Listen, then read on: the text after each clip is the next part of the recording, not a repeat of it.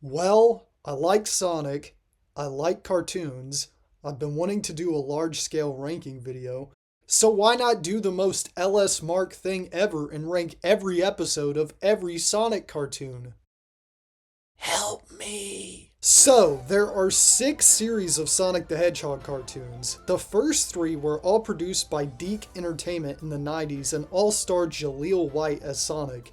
Adventures of Sonic the Hedgehog, a show simply titled Sonic the Hedgehog, and Sonic Underground. The other 3 are a 2000s anime series titled Sonic X, a 2010s French and American CG animated series called Sonic Boom, and a 2020 CG animated series called Sonic Prime. In this video, I'll solely be focusing on the DiC cartoons, but I'll make a second part covering the 21st century ones later. I'm splitting it into parts because, well, you can see how long this part alone is right now. Now, there are some other Sonic animations and Sonic TV series that I didn't include in this list because they don't necessarily fit my criteria, but if you really want to see me review those, I might, but that's not a promise. The way I'm going to be doing this is I'm going to go through the series in order, going through my thoughts going in, then going through their episodes in production order, then ranking them all, and if the series is split into seasons, I'll rank every episode in each season when I'm done with them. Then at the end, rank the whole series. At the end of each series, I'll give my thoughts on it as a whole.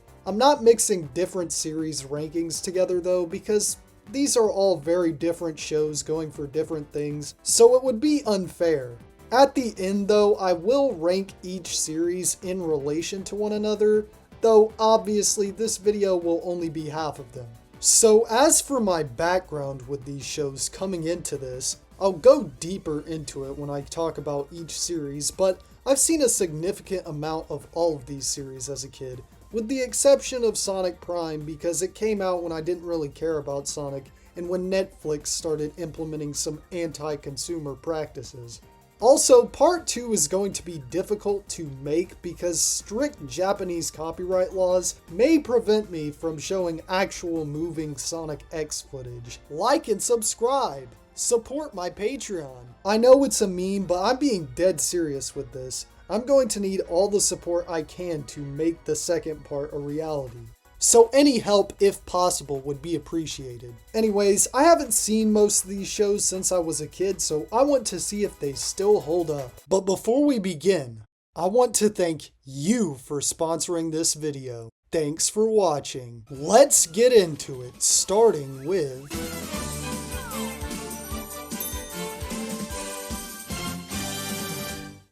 Adventures of Sonic the Hedgehog was the first Sonic the Hedgehog cartoon series to begin airing, starting on September 6, 1993, and ending its original run on December 3rd of that same year, with a special being aired years later in 1996. The series was meant for syndication and aired on weekdays.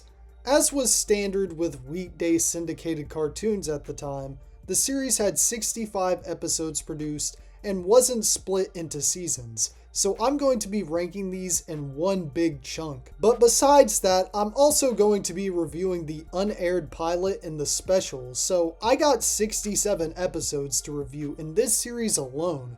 This series was produced alongside the Saturday morning Sonic cartoon being aired on ABC, though that show began airing later, which is why I'm covering this show first. To contrast that show's darker tone, this show is more lighthearted and aimed at a younger audience, especially with its infamous Sonic Says segments at the end of episodes, which were PSAs meant to appease federal regulations regarding children's TV programming at the time. In order to preserve my sanity, I'll only mention the Sonic Says segments of any given episode if there's something worth mentioning.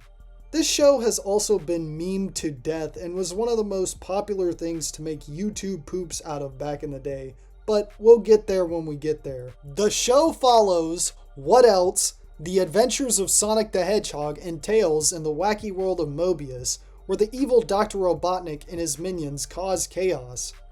Hilarity ensues. As for my thoughts on the show going in, and yes, I'm writing these intros before actually revisiting the series, I loved this show as a kid, and I'm pretty sure I saw a decent chunk of it, but probably not all 65 episodes. I still like it whenever I see clips as an adult, though a lot of people hate its goofy tone, but it never really bothered me. But it might after going through this, as there's 67 episodes and the concept will probably be stretched to its limit. But I've done enough preamble, let's head into the series, starting with the pilot. Where's the music? Okay, there's no title card or music for this pilot, and it was never aired. This pilot is very unfinished and is mostly just animation gags with the occasional voice acting, and there's no music. Sonic is voiced by Jaleel White, whose performance I'll get to when we get into the actual show, while Robotnik's voice is given by Jim Cummings, who would voice him in Sat AM, rather than Long John Baldry in the final show. I wonder if he was always intended to be his voice, or just a placeholder. There's also some narration from Gary Owens and an unknown voices Tales, who's actually orange here, but the pilot itself is mainly just random animation gags. Sonic is shown to be able to swim, which deeply offends me, but whatever. Believe it or not, this actually has a Sonic Says segment, and it's just some basic schlock about crossing the street. With it being incredibly unfinished, I feel kind of uncomfortable ranking it with the actual episodes, but I wanted to talk about it anyways. Let's get into the real first episode. This episode introduces us to the title sequence, which is pretty energetic and fun. Weirdly, a lot of the music in this show incorporates a bit of Masato Nakamura's Sonic theme, which is weird because there was the whole legal hubbub around this time of Sega not being able to use it due to it being owned by Nakamura. So it was probably used without permission. This episode is basically an origin story for Robotnik's minions, Scratch and Grounder, and also Coconuts, who are based on enemies from Sonic 2. Scratch has an obnoxious voice that will probably get grating before I'm done watching all of these episodes, and Grounder has a Patrick Star voice provided by Gary Chalk, and a squeaking tire sound that is drilled into the back of my mind. For some reason, the episode has the framing device of Sonic telling this as a story to Scratch and Grounder, which was clearly done to pad out the runtime, but it's kind of funny how pointless it is. That's pretty much my opinion of this whole episode. The show is dumb, but it services the humor and entertainment value, so I can't find any reason to get mad about it. I guess now I should talk about the voice performances. Jaleel White is fantastic as Sonic. He makes the corny one-liners work because of the sincerity and speed that he delivers them with. He bounces off the other actors really well considering he recorded his lines in LA while the rest of the actors recorded in Vancouver. Also, just a reminder, Sonic has been voiced by more black men than Knuckles. Meanwhile, Long John Baldry as Robotnik is a godlike performance for the ages. Seriously. He helps nice people. The one thing literally everyone can agree is great about this show is his performance, and I'm honestly glad they didn't keep Jim Cummings, because Baldry suits this version of the character way better. Then there's Christopher Welch as Tails. He's fine for a child actor. Anyways, I don't have much to say about the episode. It's pretty entertaining if you can get into the stupidity of it all. I love the intentionally off-model animation. We would never get something like this today. It feels like studios are too afraid of that Bob Clampett, Ren and Stimpy style and pushing CG so hard, so maybe we should be thankful we even got something like this. It actually apparently wasn't an artistic choice from the start, more so the show's style was decided by how quickly episodes had to be produced. Remember, they made 66 in less than 9 months. Also, a lot of the robots in this episode appear in the tie-in game, Dr. Robotnik's Mean Bean Machine, which if you didn't know is just a reskinned version of Puyo Puyo. Bet you didn't know that. It's fun, but it kinda sucks that we never got an original platformer set in this world with this style. Anyways, the Sonic Says segment for this episode is about saving calling 911 for real emergencies. Their example of something that's not a real emergency is attempted murder, so I think their priorities might be a little skewed there. But this is a great start to the series. Sonic and Tails are being chased in Marble Zone, which is nothing like in the game, before they fall into a mine and are held captive by this mole. This isn't as good as the last episode, but it's entertaining enough. I love how they put adult jokes in the show when they could have easily only made it for kids. Don't you realize a terrible villain is about to destroy this entire place and steal everything you've got? Nope. Don't say no, never mind the current events. Maybe you should consider a career in politics. Say what you want about the show, but you can't say they didn't put any care into it. Anyways, it's going below... Okay, I'm not doing that. I'm saving the ranking for the end.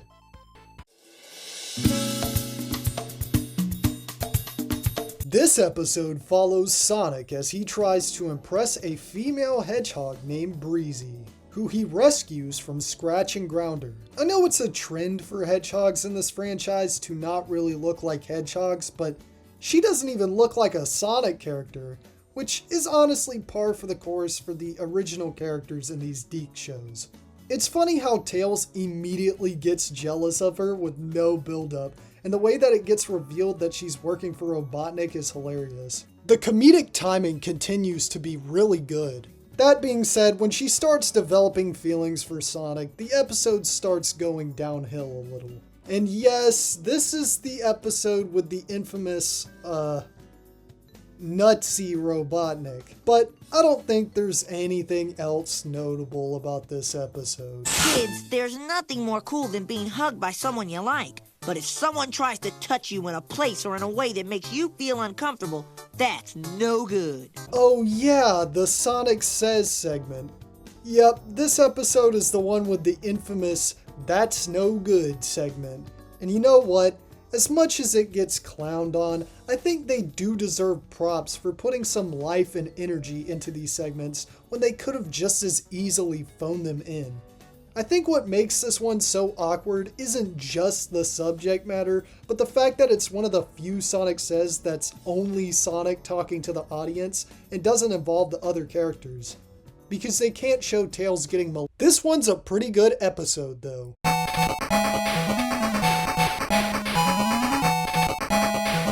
In this episode, Sonic helps a village of sloths, and I didn't really like this one.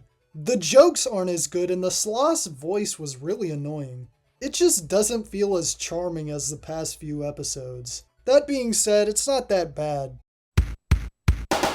Now we've reached the end of our first week of syndication. We're 1/13 of the way through. Yeah! A literal loan shark working for Robotnik is tricking a group of literal sheep into gambling their lives away in Casino Night Zone as he's trying to make them his slaves. Just that idea alone is funny. For some reason in this scene, Tails forgets that he can fly. This is also the episode this devious Sonic face comes from. This one's alright, I guess. Okay, like all of the episode titles so far, besides the sloth one, have had the word Sonic in the title. Just thought that was worth pointing out. After a cartoonist named Sketch Lampoon mocks Robotnik in the newest issue of his comic, Dr. Robotnik takes it worse than Linkara and decides to kidnap him. So it's up to Sonic to break him out of Robotnik's prison. This one was fun. I really hope I don't run out of things to say about these episodes. This episode sees the return of Coconuts. Weirdly, he's working with Scratch and Grounder despite it being established in the first episode that he was jealous of them. Anyways, Tails gets trapped in the Warp of Confusion. This turns out to have been the work of Dr. Warpnik, Dr. Robotnik's crazy cousin who was trapped in there years ago by him. Wow, with a name like that, it's almost like he was destined to end up that way. Anyways, Sonic rescues Tails, blah blah blah. I didn't like this one that much, and I found Warpnik to be a really annoying character, though some of the visuals were cool. Sorry. Sonic helps out some aliens who crash-landed onto Mobius get back home. Like a lot of these characters, I found the aliens' voices to be really annoying. But I guess the running gag of Grounder losing his nose actually tying into the plot is funny, and I do like the fact Sonic gets his friends kidnapped all because he was going back to play a prank on Scratch and Grounder. I also like that we never see the alien's baby brother who wants to blow up Mobius. That being said, I found Sonic distracting Scratch and Grounder in order to get the nose piece was really unnecessary, even for this show's standards. I think this episode's first half just felt weak due to the relative lack of Robotnik, the best character. Oh yeah, now this is what I've been wanting from this show. Your enjoyment of this episode mostly relies on if you find the concept of Mama Robotnik to be funny. I do. Sonny! Get us out of this brown cloud! That cloud is clearly green. Boy, sure. Anyways, this episode is also one of those things that didn't use the birthday song because it was copyrighted. So instead, Fuzzy Wuzzy sings a version of We Wish You a Merry Christmas with the lyrics changed to Happy Birthday, which is interesting, I guess. This episode is worth seeing for Robotnik's origin story alone. Oh yeah, and in the Sonic Says segment, Sonic replants an obviously dead tree. Once again, I get it's a cartoon, but you gotta deliver the message in a way that it will actually get it across to kids. But this one's great. In this episode, an ape mistakes coconuts for his father, but his real father was actually kidnapped by Robotnik, so it's up to Sonic and Tails to reunite the two. Boom Boom teeters on the edge of being annoying, but he wasn't so bad. Maybe I'm just getting more desensitized to the annoying characters as I keep going. Not much to say about this one, it's good. This cat makes a song about Sonic the Hedgehog that plays everywhere and annoys Robotnik, so he builds a robot to destroy music and kidnaps her. So it's up to Sonic and Tails to stop him. Sonic the Hedgehog, you can't catch what you can't see. The song itself is weird. I remember the song from when I was a kid and it stuck in my mind as what would be the lyrics from Masato Nakamura's Sonic theme. But upon rewatching this episode, I realized they changed it to try to distinguish it from that song while still sounding like it. Did they get the rights to use the song or not? I'm so confused. Oh yeah, the song itself is also pretty grating. They play it almost constantly throughout the episode. I kinda relate to Robotnik. And the character design for the cat is weird. What was so difficult about designing a character that actually looks like a cat? They pretty much forget about her in the second half of the episode. It's entertaining, but the song's kind of annoying. This episode doesn't really follow a single plot, which is great as that really works with this show's style. A salesman called Wes Weasley sells Robotnik a bunch of inventions he can use on Sonic, and he sends Scratch and Grounder out to use them. Hijinks ensue. Not much to say, pretty good episode. I'm Dr. Robotnik.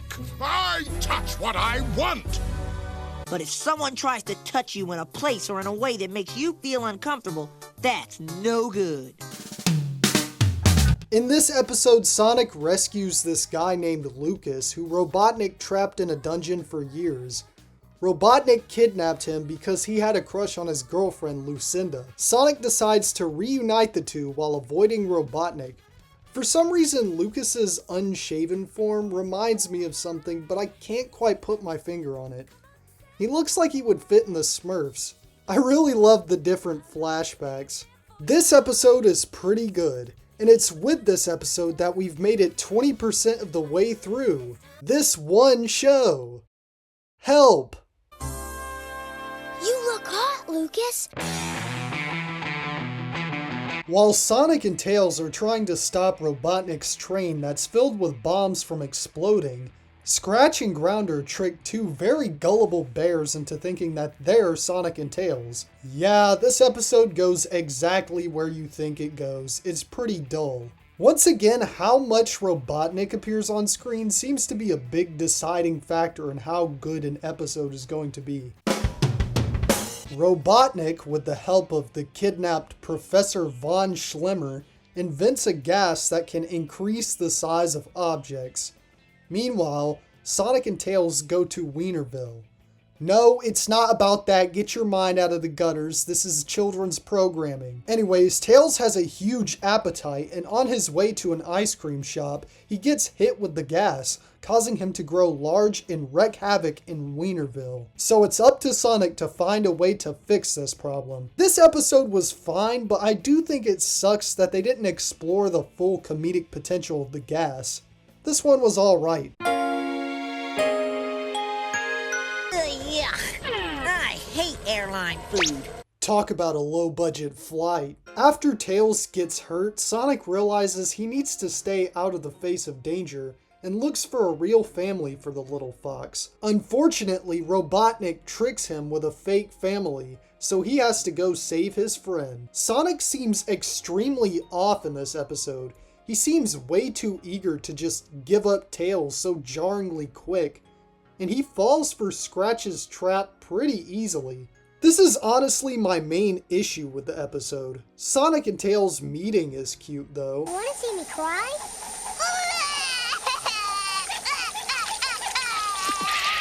Mostly. Oh yeah, this is also where the promotion meme comes from. There's also this scene where Tails' tails form a US flag, but like, aren't they... Never mind, I shouldn't be overthinking this. The Sonic Says segment has one of the worst messages in the entire series. Coconuts is running away from home, but Sonic says that's bad because who's gonna take care of you? Never mind the fact that Coconuts gets abused back at home, but other than that, it's a pretty good episode.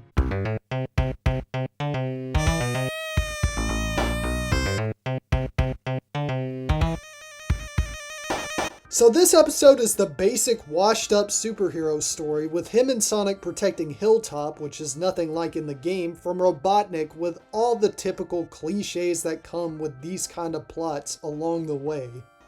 This one is no Mermaid Man and Barnacle Boy episode. It's pretty dull. Not a fan. Wow! He's leading them right to the cliff! That's military intelligence for you. Commentary?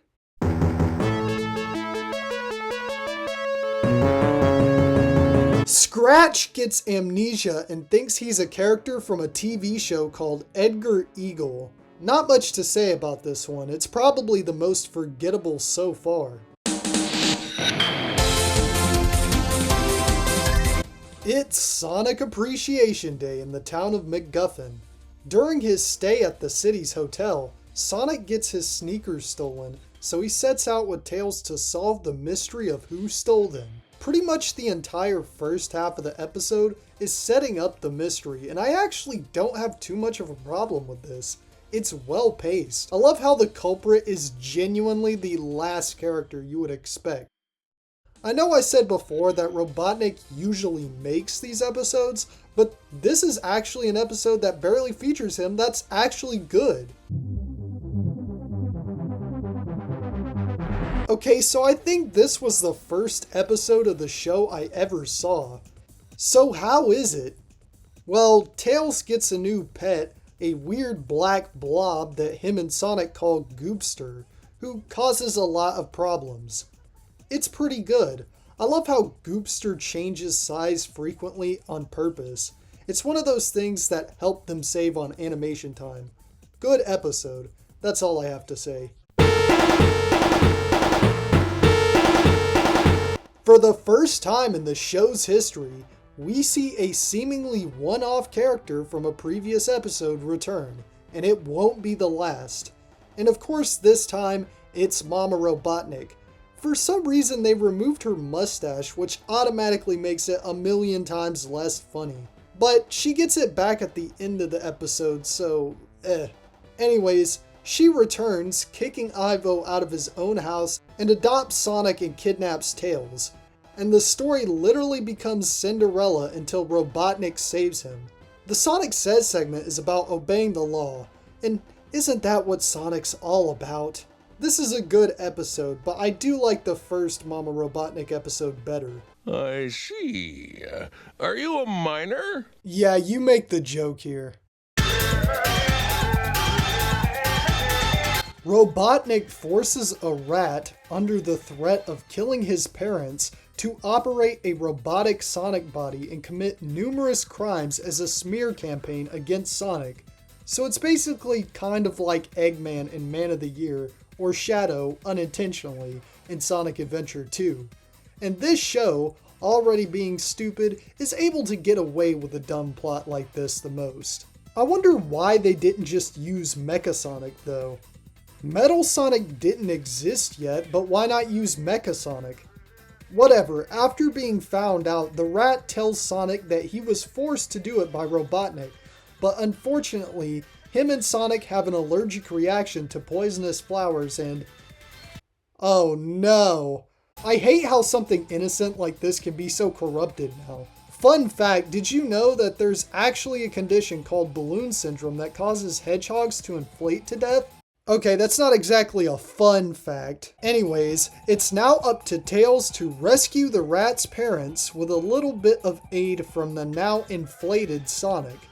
This episode is mostly only known for the robot replica of Sonic and the inflation thing. It's a mediocre episode outside of that. They don't even resolve the plot point of Sonic being framed. Like Man of the Year in Sonic Adventure 2.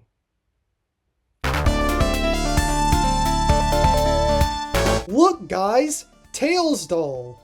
Robotnik creates a program that will make him smarter, but then a mole named Hacker the Mole, what else, hacks into Robotnik's system and puts the program onto a microchip. When Scratch and Grounder try to get it back, they get into a tussle with Sonic, and in the process of putting himself back together, Grounder accidentally installs the Genius chip. It's now up to everyone to fight back against the new Genius Grounder. Now, the idea of making a dumb character smart sounds like a, well, dumb idea, but it's actually executed pretty well here. I love Grounder's smart voice. I don't know if it's still done by Gary Chalk or not, but it's funny. I wish they did something similar with Scratch's voice in the Edgar Eagle episode. I went back and saw that I wrote that episode was the most forgettable, but I just remembered it. Oops. Also, the program makes sound effects from the Sonic games. Hey! My virus cracked the system! Whoa! What a humongous program! This one's pretty good. Not much else to say.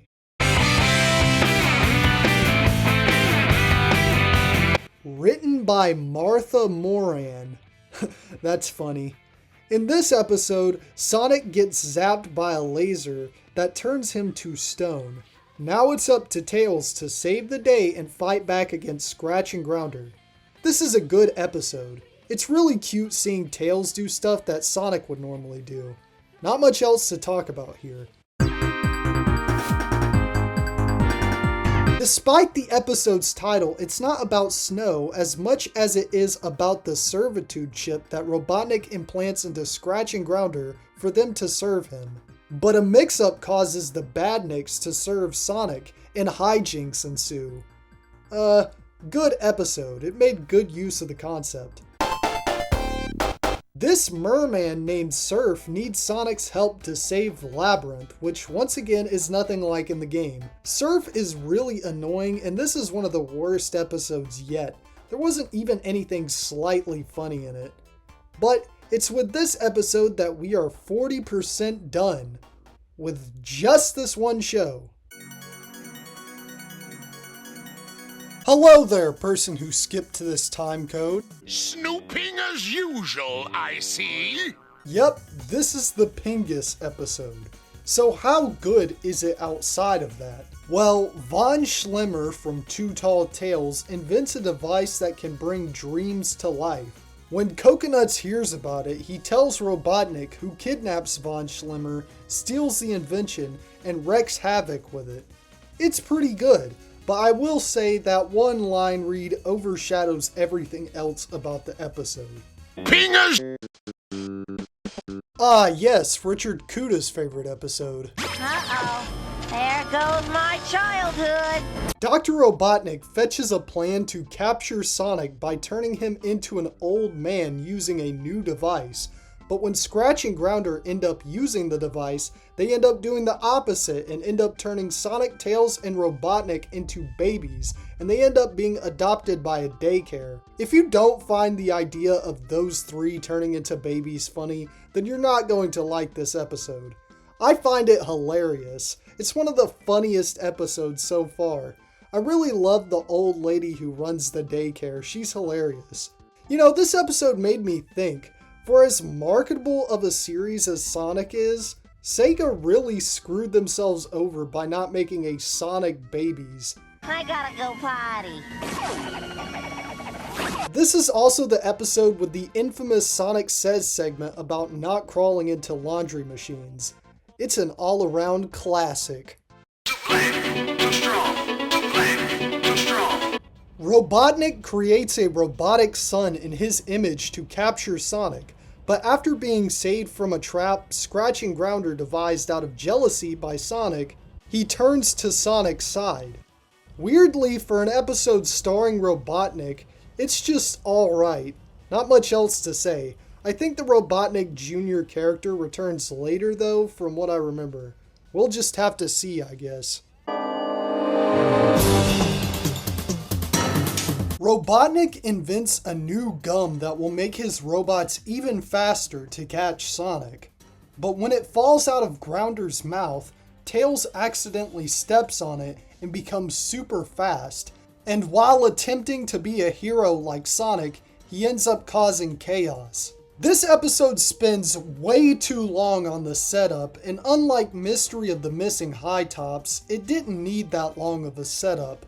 I like the ending though. It seems that with this episode, they shortened the Sonic Says intro theme.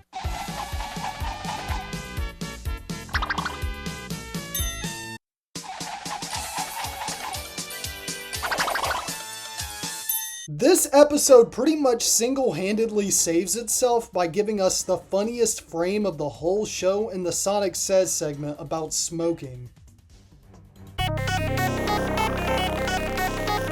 After Robotnik kidnaps Sonic's kangaroo friend, Mac Hopper, he brainwashes him. However, it doesn't quite work and mostly gives him memory issues. Sonic and Tails try to help him get his memory back. This is one of the most boring episodes of the whole show. Sonic ends up befriending some of Robotnik's robot rejects in Scrap Valley, and after learning of Robotnik's plan to open a resort to make everyone his slave, he teams up with them to stop the Mad Doctor. The Sonic Says segment is about recycling, which is a total scam by the way, and is a lot more harmful to the environment, but this video isn't about that. Another mid-episode. Robotnik sends Scratch and Grounder into space and Sonic and Tails follow them, but they end up getting stranded in the Starlight Zone and come across an abandoned space station. However, a one-eyed purple people eater is on the space station with them, so the four have to find a way out. I like how this is one of the few episodes that showcases Tails' mechanical skill. A lot of these early adaptations, even the Japanese ones, don't really have that aspect of the character present, and I can't blame them because all there was to go off of from Sonic 2 is that he flies a plane and adds a rocket to it. This episode's alright. Robotnik enslaves a village of rabbits, and it's up to Sonic, Tails, and the Bears from the Robotnik Express to help them out. I like how they bring up Tails' mechanical skills again, with Sonic saying he built the mechanical dragon. This one's alright, I guess. So, this is actually the first of 3 Sonic cartoon episodes to be called The Last Resort, with the other 2 being Sonic Underground and Sonic X episodes. So, I guess I'll rank the 3 from worst to best when I get to the Sonic X episode. Dr. Robotnik announces his retirement. As such, Sonic is bored, and when given the offer to take a vacation at a resort, little does he know that it's a trap. Mama Robotnik returns in this episode, but doesn't really play much of a role. This one's alright.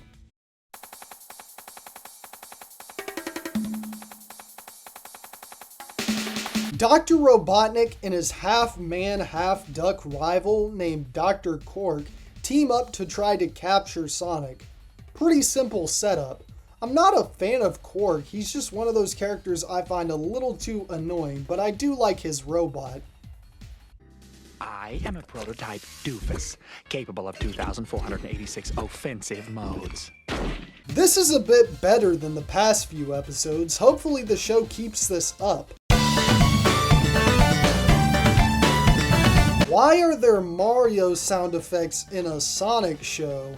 I'll make it so that every Mobius bill will have my dazzlingly cruel face on it. Anyways, Wes Weasley from Birth of a Salesman returns, and Coconuts buys a bunch of magic spells to try to capture Sonic. I love how this ties back into the subplot of Robotnik sabotaging the Mobius Mint.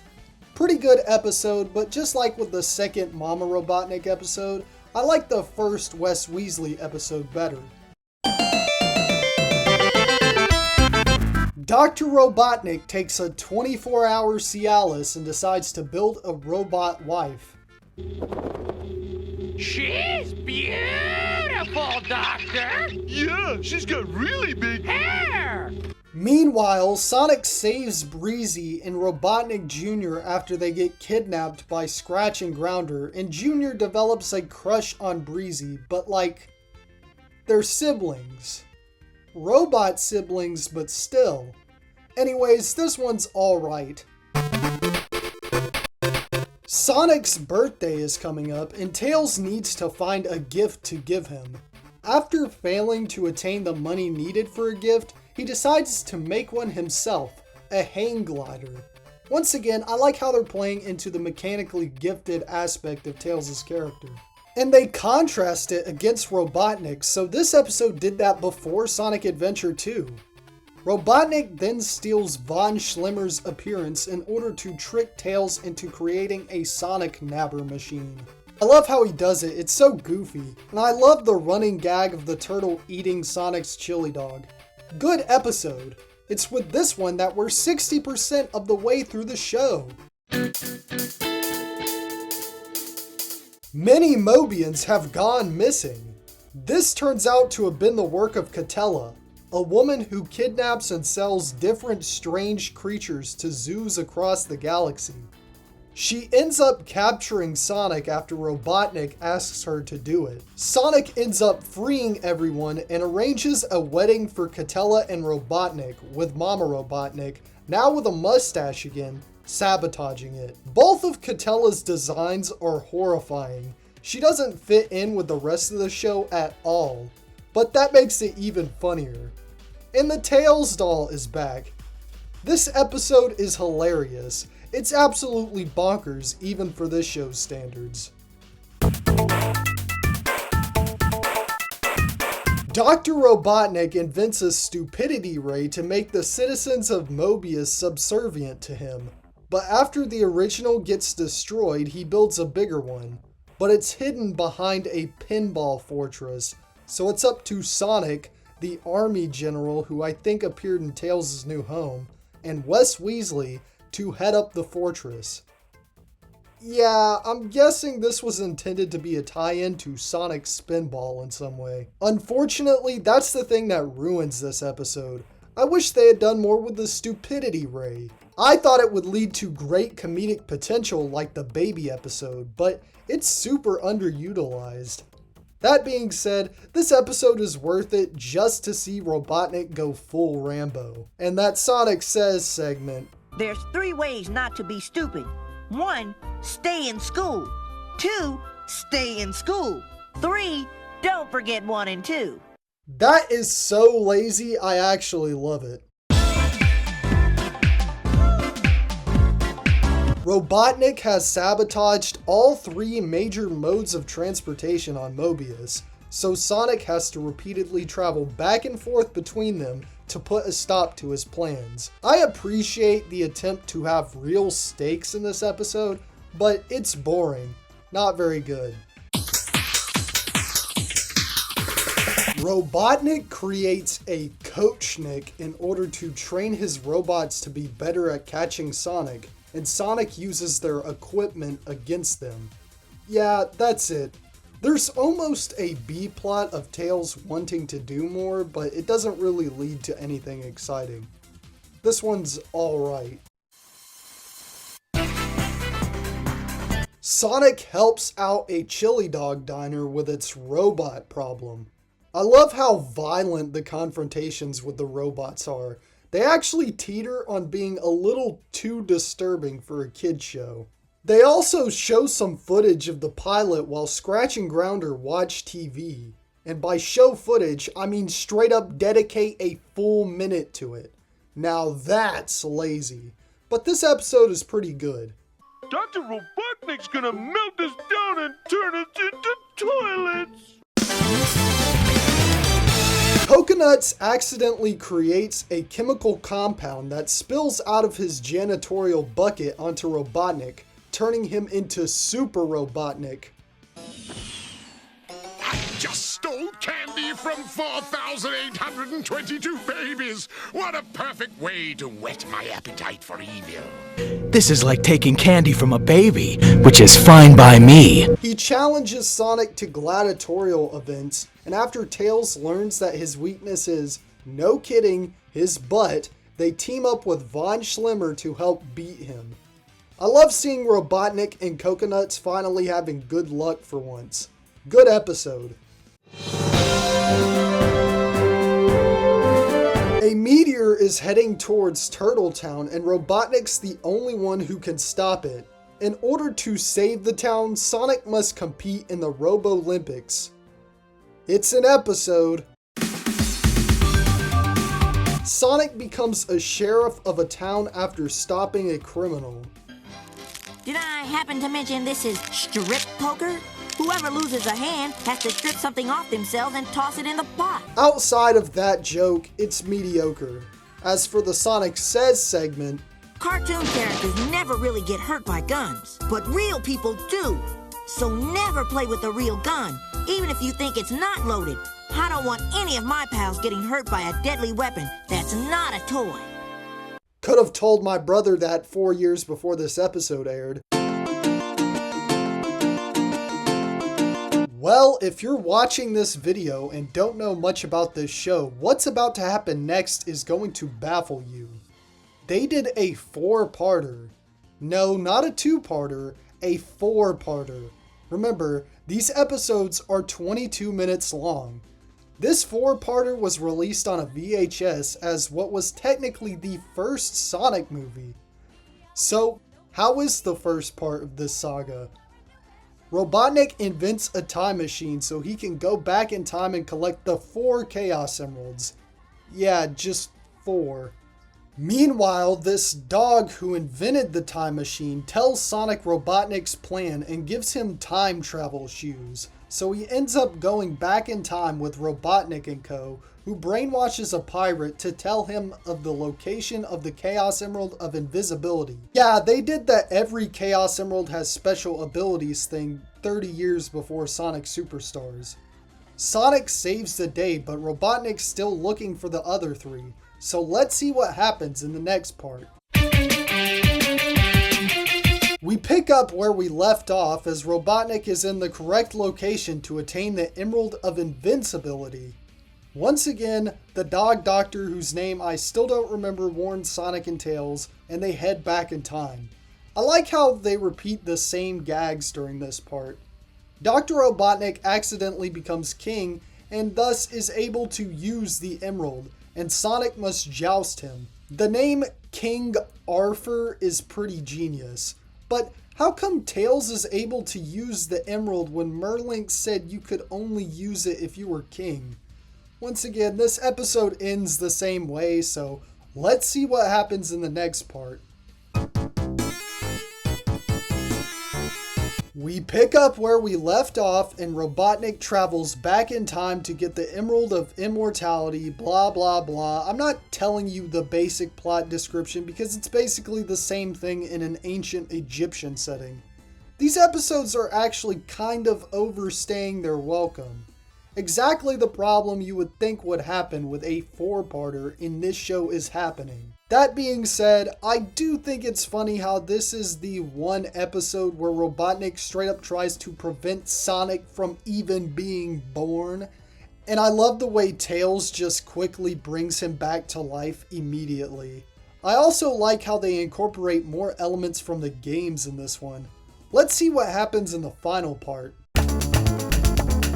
Same thing, prehistoric times, this time revolving around the Emerald of Life. Hey, that looks like one of my distant relatives. Except this time, Sonic doesn't win.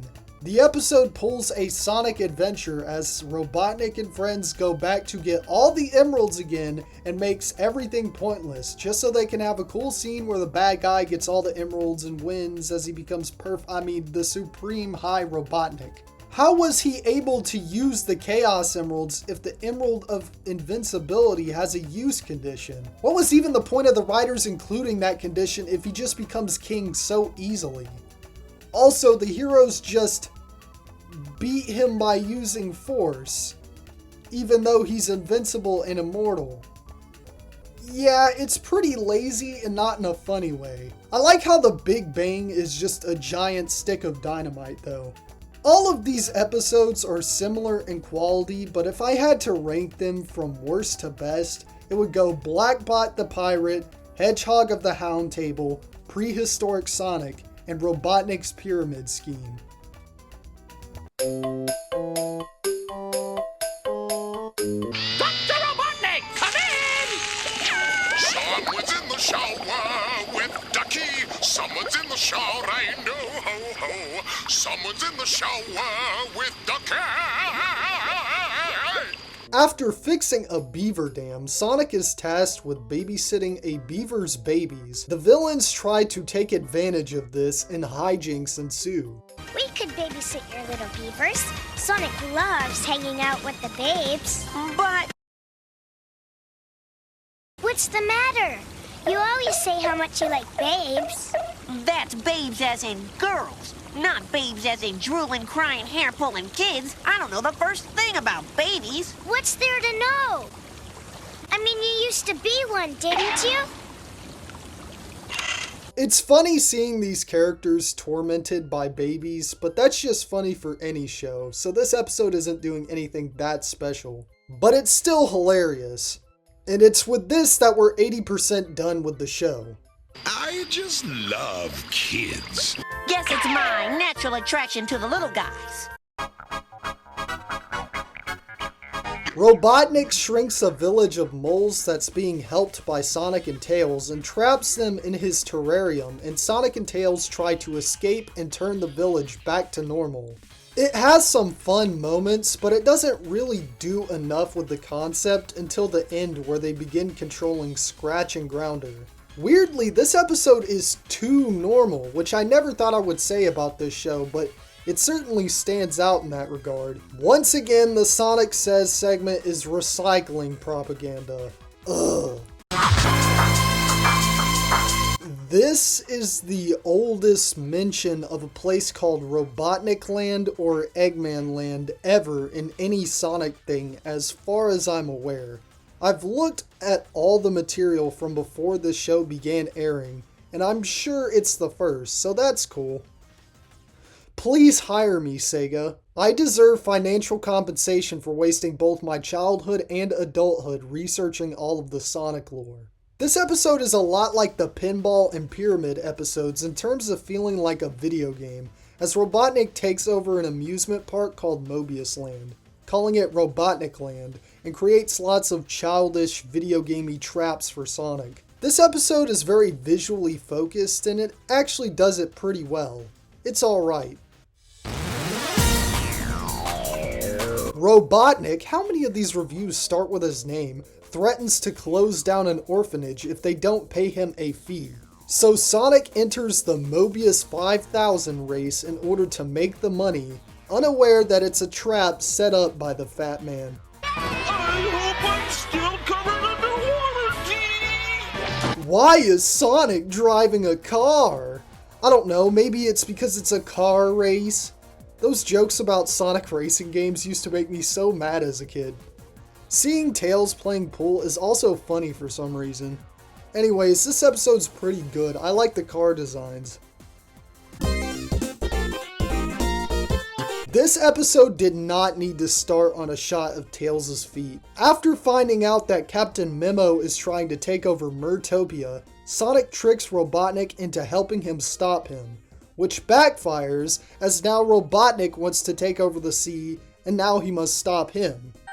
Way to go, bro! Let's go!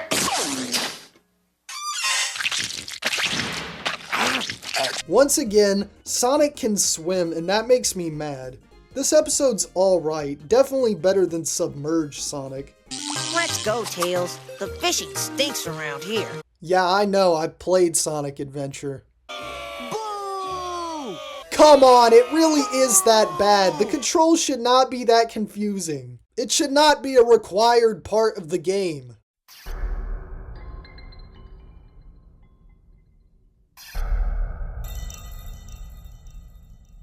Sonic gets in trouble for speeding and is sent to jail.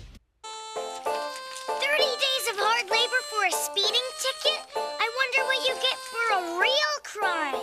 It turns out Robotnik used a hypnotic flower on the prison guards, so Sonic tries to stop him, but Robotnik ends up hypnotizing him into thinking he's an ordinary slow-mo, and he ends up joining a biker gang.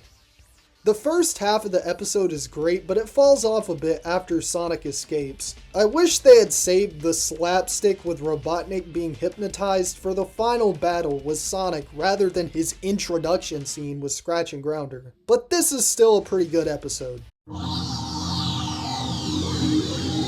After being insulted by Robotnik, Scratch and Grounder decide to build a robot and name him Robot. The robot ends up leaving home, but didn't that one Sonic Says segment say that was a bad thing to do? Parents seek missing robot.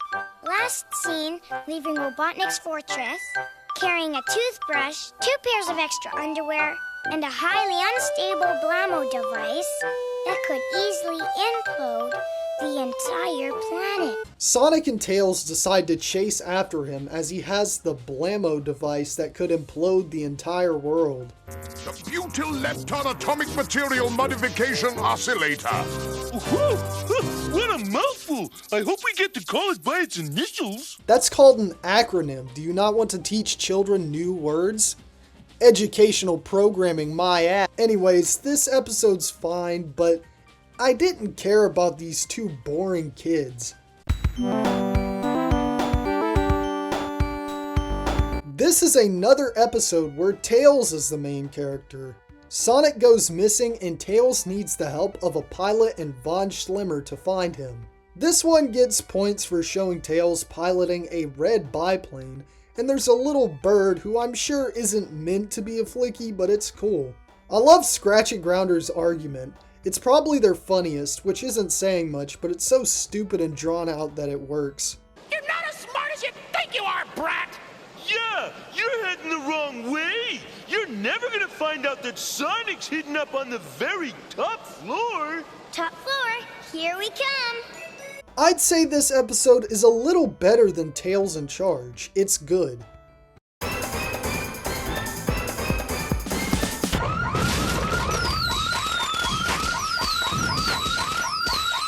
Amogus? It's the ultimate crossover, as every recurring character is invited to a Hero of the Year ceremony ran in honor of Sonic by Wes Weasley. It's weird, for a show this nonsensical, it has a surprising amount of continuity, and watching these episodes in order was a good idea. And it's essentially a clip show episode that turns out to have been a trap. I'm not against clip shows if they're done in a unique way, like South Park's, and I get that in a time before streaming and DVDs there was a very practical purpose for stuff like this. There's more to this episode than just reused clips. In fact, that's probably only a little less than half of the episode, but unless you really like all of these characters and like seeing them return all in one episode, you're not going to like this episode, and I myself wasn't a fan. Hurry up, Dingbot! I want to try this booze! Ooh, wait, good stuff. Don't you bots know liquor is bad for you? Try it, kid. Never mind, this episode is saved by the Sonic Says segment. So apparently there was a 5th Chaos Emerald the whole time and Robotnik wants it, so he attempts to kidnap this swindler named Easy Eddie who has it on a ring, but Sonic keeps saving him. Other than the appearance of the special stage, this episode's pretty boring. Dr. Robotnik wants to be on Throbbin' Screech's show, Lifestyles of the Very Good, so he kidnaps his niece. Yeah, not very subtle about the parody there. I just love kids. Again? So he gets on the show and attempts to catch Sonic on live TV. Guess again, Eggman. Wait, what? Anyways, despite its dated references, this episode is still hilarious today. Honestly, one of the best of the show. We'd rather watch reruns of Bart the Barfy Bumblebee any day. I don't feel so good. Now that's what I call educational TV. Mama Robotnik comes back and forces Ivo to run for president. What happened to that weird home she was forced into living in her first 2 episodes? Anyways, he enlists the help of Wes Weasley and begins running. He begins hypnotizing the residents of Mobius, so Sonic sets out to stop him and ends up running himself. I think you can figure out exactly how the episode is going to end. This episode has a surprising amount of callbacks for an episodic show. Once again, I'm shocked they would even bother with stuff like this in a weekday show meant for very little kids. I think this show respects its adult audience a lot more than it gets credit for. But this episode is a little uncomfortable to watch, as you can imagine, for a kid show made in the 90s talking about presidential elections. And naturally, it's aged very poorly. Like, people start booing Robotnik because he's rude and start speaking his mind. Yeah, no one like that could ever become president. Sonic also dresses up like a woman and gets Robotnik into a cheating scandal. Jesus Christ, this is a kid's show from the 90s. I guess that aged well in a weird way. Or maybe it was a reference to JFK. I'm probably thinking way too deep about this. I'm not even being political, these things just speak for themselves.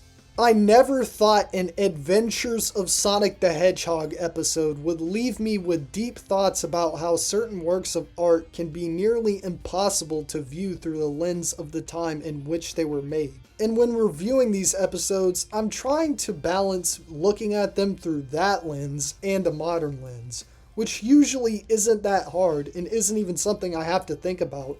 But this episode is weird. But either lens you view it through, this episode is funny, even if a little bit more unintentionally so now. It's nice to see Robotnik finally get revenge on his mother at the end. We're in the final stretch, 3 more to go. So I checked beforehand to try to get general opinions on these shows, and this is the highest rated episode on IMDb. This episode has a lot to live up to, so how is it? Dr. Robotnik kidnaps a ninja crane in order to turn Scratch and Grounder into ninjas, and Sonic has to save him. The crane's pretty funny. Only a fool seeks meaning from a bowl of oatmeal. Are you calling me a fool? No, a bowl of oatmeal. Scratch and Grounder's ninja voices are really goofy. Once again, the computer makes Mario sounds, which is weird. And the extensive nighttime scenes are very weird to see this late into the show. It barely has any nighttime scenes. During the Sonic Says segment, Sonic tells the audience not to play in the street while he's standing in the middle of the street. While I don't think it's the best episode of the show, it makes for a good finale despite only being the penultimate episode and there being a special after. The way it opens up and finishes really makes it feel like a finale, and I like how it didn't decide to go full fan service and feature every side character like the past few episodes have been doing. But let's see how the real finale turns out.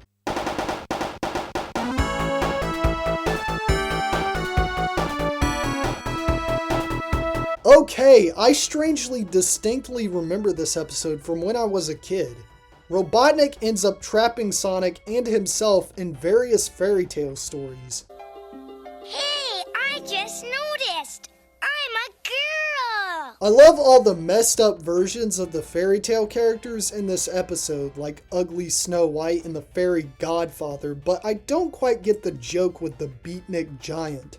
I also like how this episode seemingly follows the previous episode, as we never see Robotnik's base. For those wondering, the last Sonic Says segment is about supporting your local library and reading books, which I think is a good message to go out on. I think Robo Ninjas was a bit of a better finale, but this is still really good. The show proper is over, but in 1996, they returned to make a special for the series. So we're not done. See you soon for more adventures of Sonic the Hedgehog. So reviewing these shows in order is really weird, as Adventures of Sonic the Hedgehog and Sat AM were airing at the same time. But this special was made all the way in 1996 after both had ended, and was originally meant to advertise Sonic Extreme. But because Sonic Extremed, the episode was instead intended to promote Sonic 3D Blast. But it has no real connection besides the title. It's also the first episode I cover to be digitally inked, so that's cool, I guess.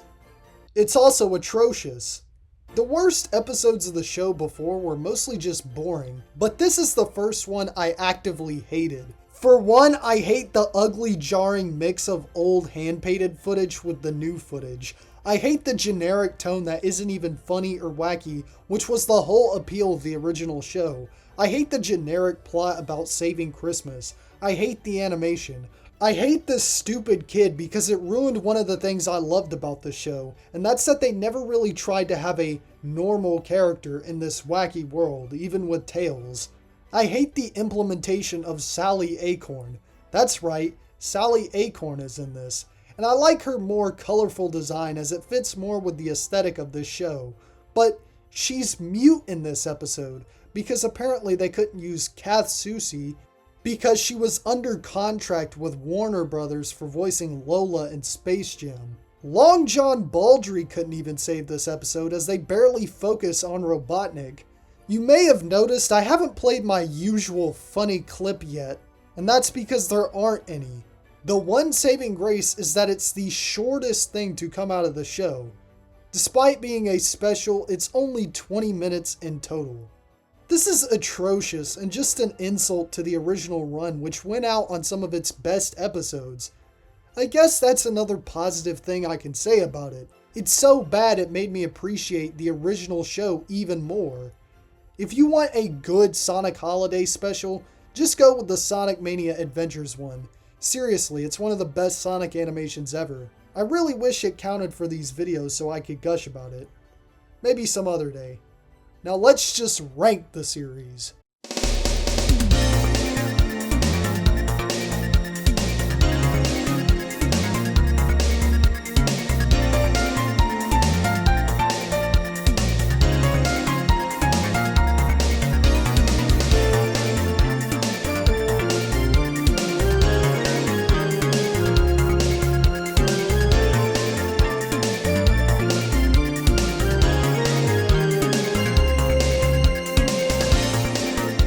Well, that was certainly an experience. A lot of people don't like this show because it's so weird and crazy, but it's attempting to do that to be funny, and it succeeded in my opinion. I think a lot of people don't realize that the show is insane and stupid on purpose to try to make you laugh. That's just its style of comedy. Not a flaw, though sometimes it does it accidentally. But if you want something more plot-driven and character-focused, yeah, you're obviously not going to like this show. It isn't what I ideally want from a Sonic show, but for what it is, I like it. and it's not something I actively don't want. The thing I was worried about from the beginning of the series wearing out its welcome kind of happened, as there were some boring and tedious episodes, but I was shocked to find there was something to enjoy in almost all of them. It helps that the quality of the episodes feels spread apart, so I didn't feel like I was getting a bunch of boring episodes in a row, or that there was a point where they ran out of steam for a long time. But I will say, a lot of the best episodes were at the end of the series. I was also shocked at how good the episodes usually were for what's essentially Looney Tunes shorts stretched out to 3 times the length, and most of the padding was well covered up and helped service the humor of the show. A weird trend I found between some of my favorite episodes is that they were usually the most witty and well-written ones. Sonic has and always will be inherently driven by the visuals, but a lot of the writing here is genuinely pretty witty. I was also very shocked to see how much continuity it had between episodes for a show that's so incoherent a lot of the time. It's something they didn't have to do, and they could have easily made the show for only children, but I think if you're a real animation lover, you'll like this show. But I also get if you can't get into it. I will say, if there's one negative, they clearly half-assed most of the Sonic Says segments, but some of them are good and at least meme-worthy. I wasn't too shocked by my assessment of the show, but I was shocked by how much of it I liked given the length. It's going at the top of the show ranking for now, but let's see if it moves any when we watch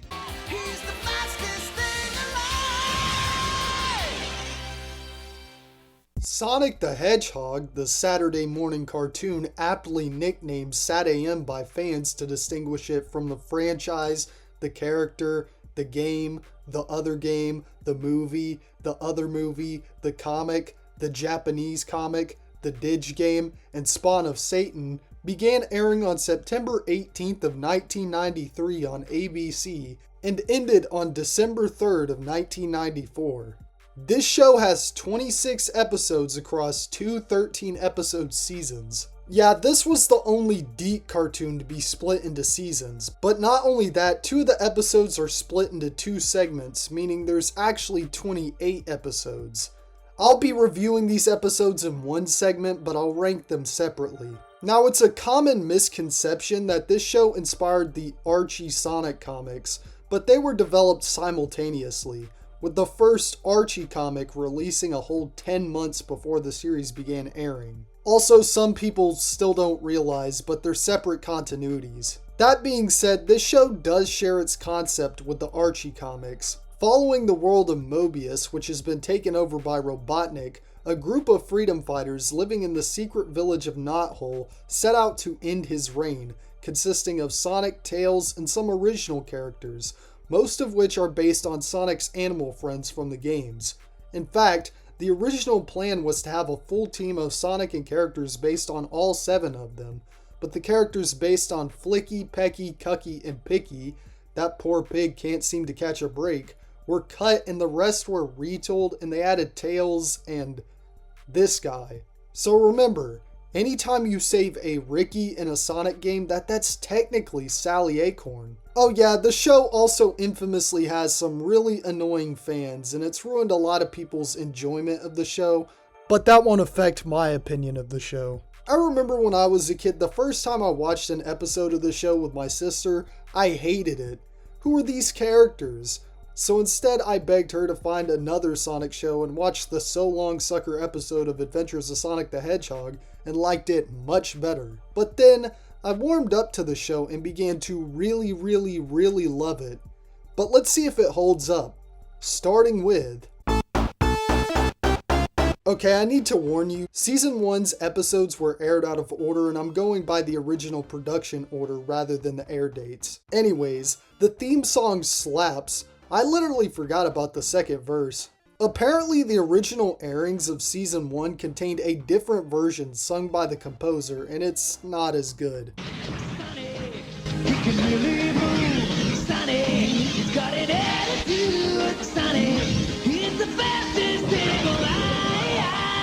The animation during the intro is no slouch either. I especially loved the shot of Mobotropolis being taken over. It's really simple but really good. This episode basically serves as a way to introduce the characters. Shame it was the 11th episode aired. Sonic takes Tails into Robotropolis on a dangerous mission to find intel on Robotnik's next plan to attack the Freedom Fighters' hidden village of Knothole. And oh god, I wish I never did this project now. I pray that this episode is just the show struggling to find its footing and not what the whole show is like, because Jesus, this writing is rough. Characters constantly spout out corny one-liners to remind you of exactly what time period it was made in, and it gets really grating. I also realized this version of Robotnik isn't as threatening as I remember. Oh, his voice done by Jim Cummings is excellent, but other than his design and violent personality, he's not really a more scary Robotnik. He's still the same childish character as the other incarnations, which would be fine if I wasn't supposed to believe that he took over most of the world. That being said, the opening with Robotnik and Snively is great, but Sonic's character introduction is absolutely atrocious. I'm utterly baffled at how obnoxious it was. There's also this scene of the characters talking about how much they hate Robotnik that's so pointless because it's so on the nose. It's like the writers were being paid per word. I just wish the show did a lot more showing than telling. I don't know, I genuinely came into the show with my expectations in check. I knew the show wasn't actually dark and was mostly lighthearted, but I don't remember it trying this hard to pander to kids and being this unfunny. Most of the goofy writing here is not endearing at all. It doesn't have the wit that the last show had. But I guess I'll talk about some of the performances since I don't want to end this review on a negative note.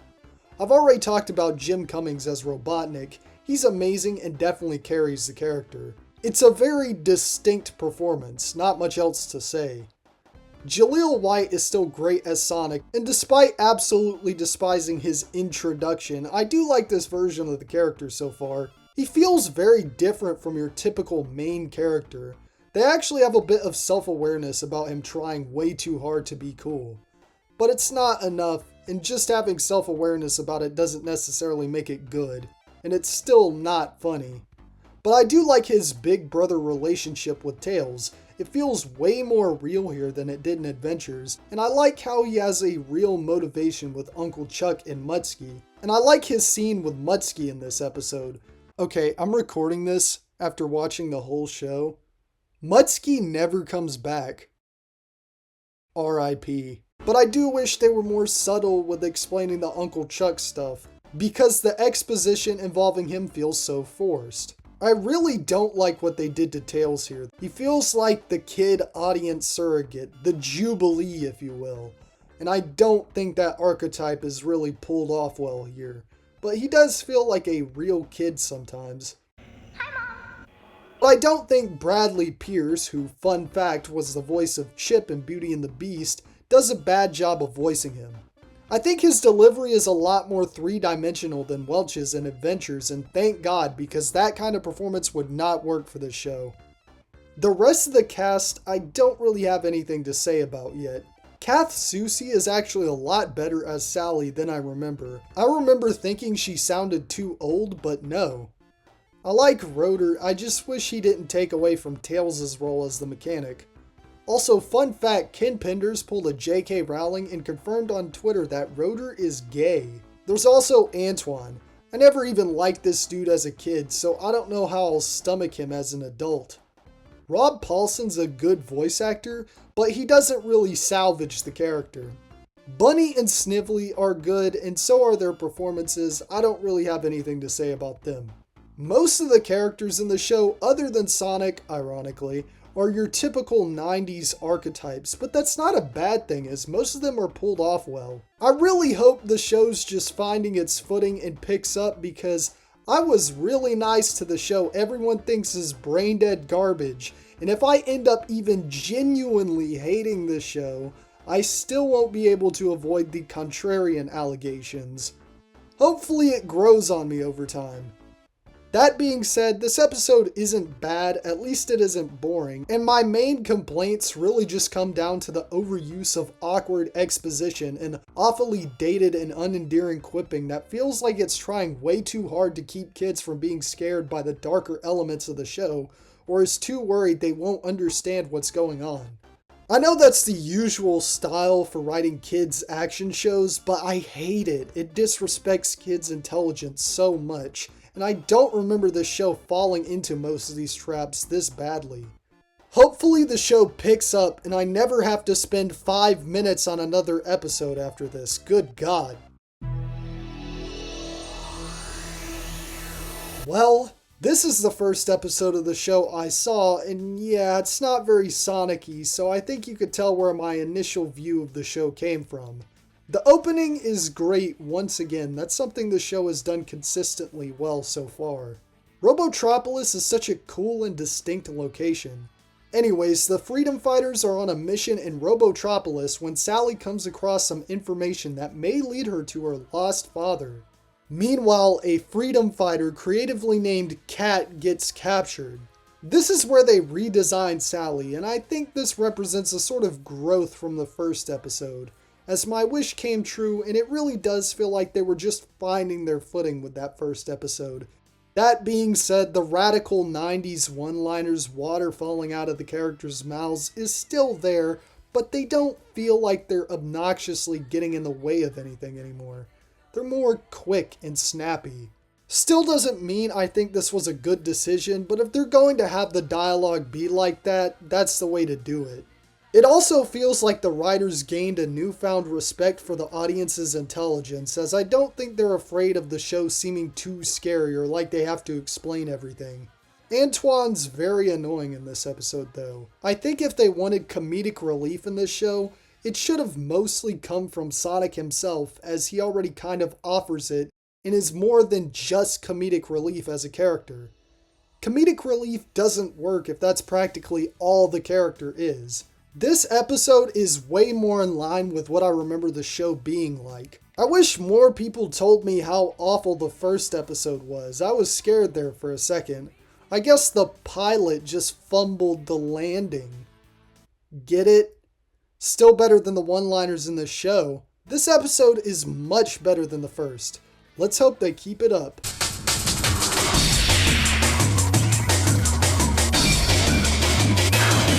After a mission to the SWAT-bot factory, Dr. Robotnik captures Sally and creates a perfect android replica of her so he can trick Sonic into giving him the location of Knothole.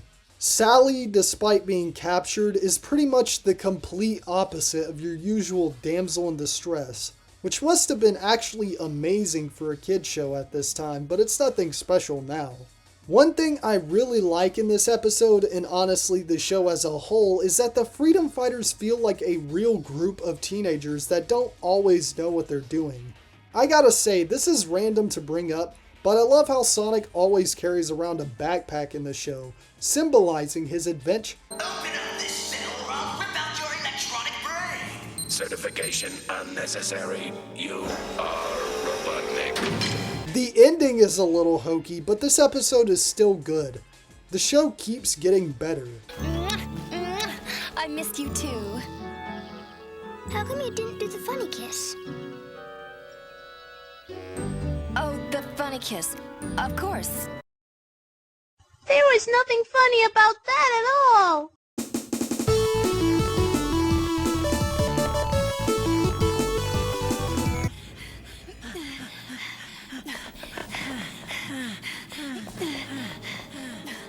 Those are certainly sounds to open an episode with.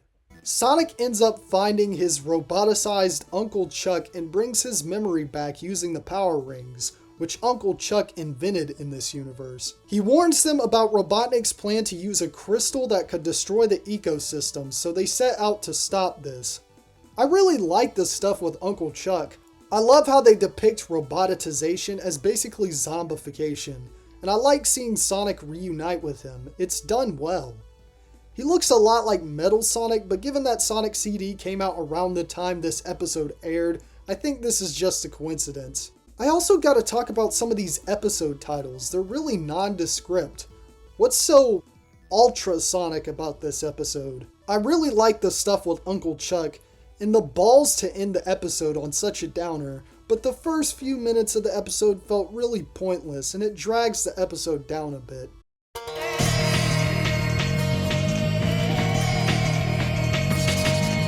That's an episode title. Anyways, the Freedom Fighters build a plane called the Freedom Stormer. I'm holding back rage that they didn't just use the tornado because that was only a thing in the Japanese manuals at this point.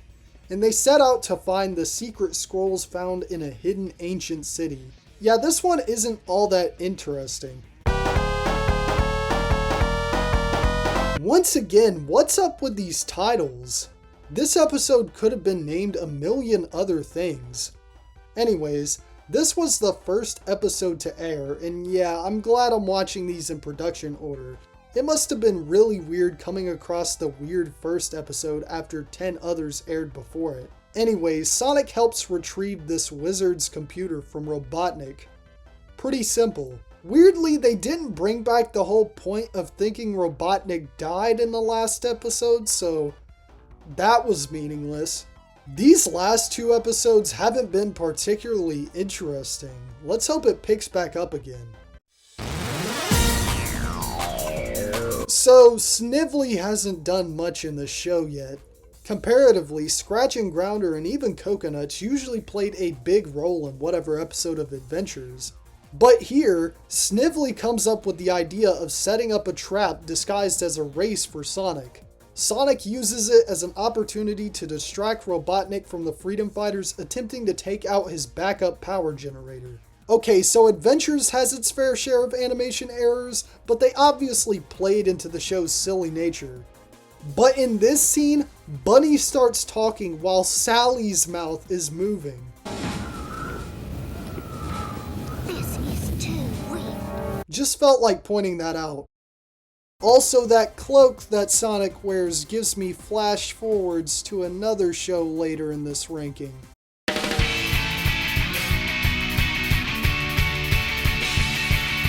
The action scene at the beginning of this episode is the best one in the show so far.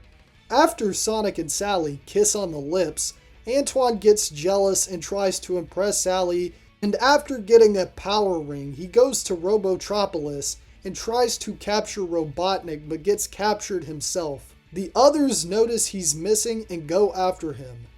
An Antoine-focused episode? No thank you, especially with that premise. Ugh! And I hear there's more in Season 2. Help me. Yeah, this one sucks. Easily the worst episode since the pilot. And seriously, what's the deal with these titles? I would think there would already be a story out there about this, but I couldn't find one. If someone who worked on the show who knows is watching this, let me know. And also, I'm sorry for what I said about the pilot and this episode. Sonic and Rotor go on a mission to destroy Robotnik's spy ship in space. Once again, Sonic playing a guitar is very obnoxious, but it's not as bad as in the pilot. Also, the ending joke is not very funny. Another boring one. Guys, Nicole just intercepted one of Robotnik's transmissions. I know it's not good news. Nicole, replay intercepted transmission.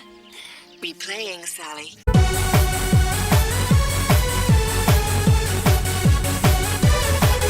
Sonic keeps having nightmares, and when the Freedom Fighters go on a dangerous mission disguised as SWAT bots, it seems that these dreams are becoming premonitions. Since the episode features the main characters dressed up like them, I guess I should talk about the SWAT bots.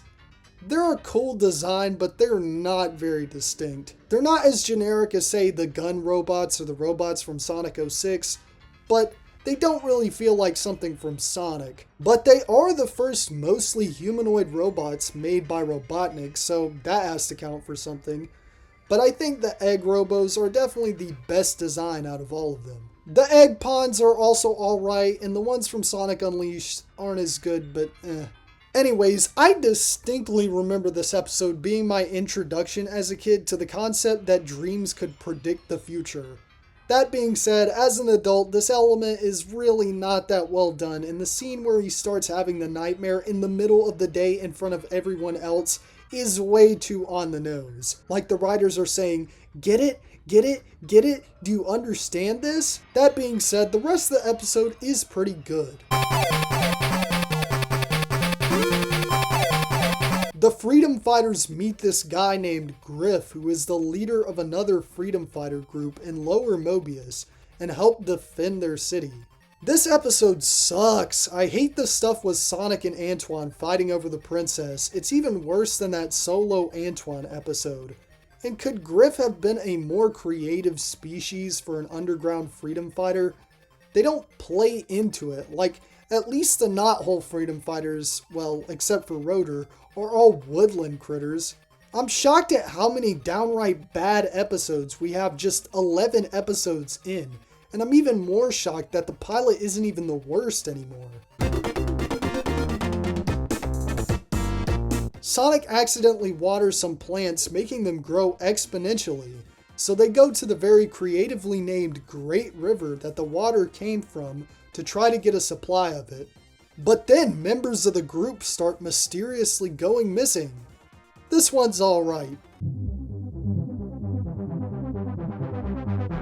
We've reached the end of Season 1.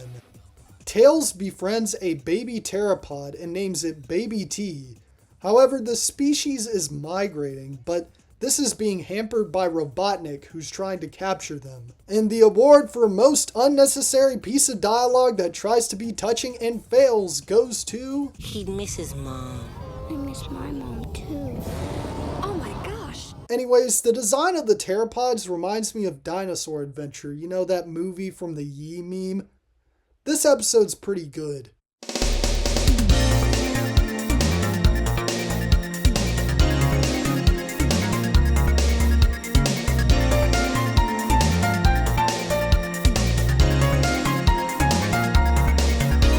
It was much easier to keep track of my opinions of 13 episodes compared to 66. Yeah, the adventures ranking will probably change by the time I end up releasing the second part of this. If I end up releasing the second part. Well, I was certainly shocked by that pilot. It had me worried that I wasn't going to like the show, but thankfully, most of it was alright. You may have noticed from my ranking that there's basically 3 tiers of episodes so far. A few downright bad ones, a few really good ones, but most of them were just alright.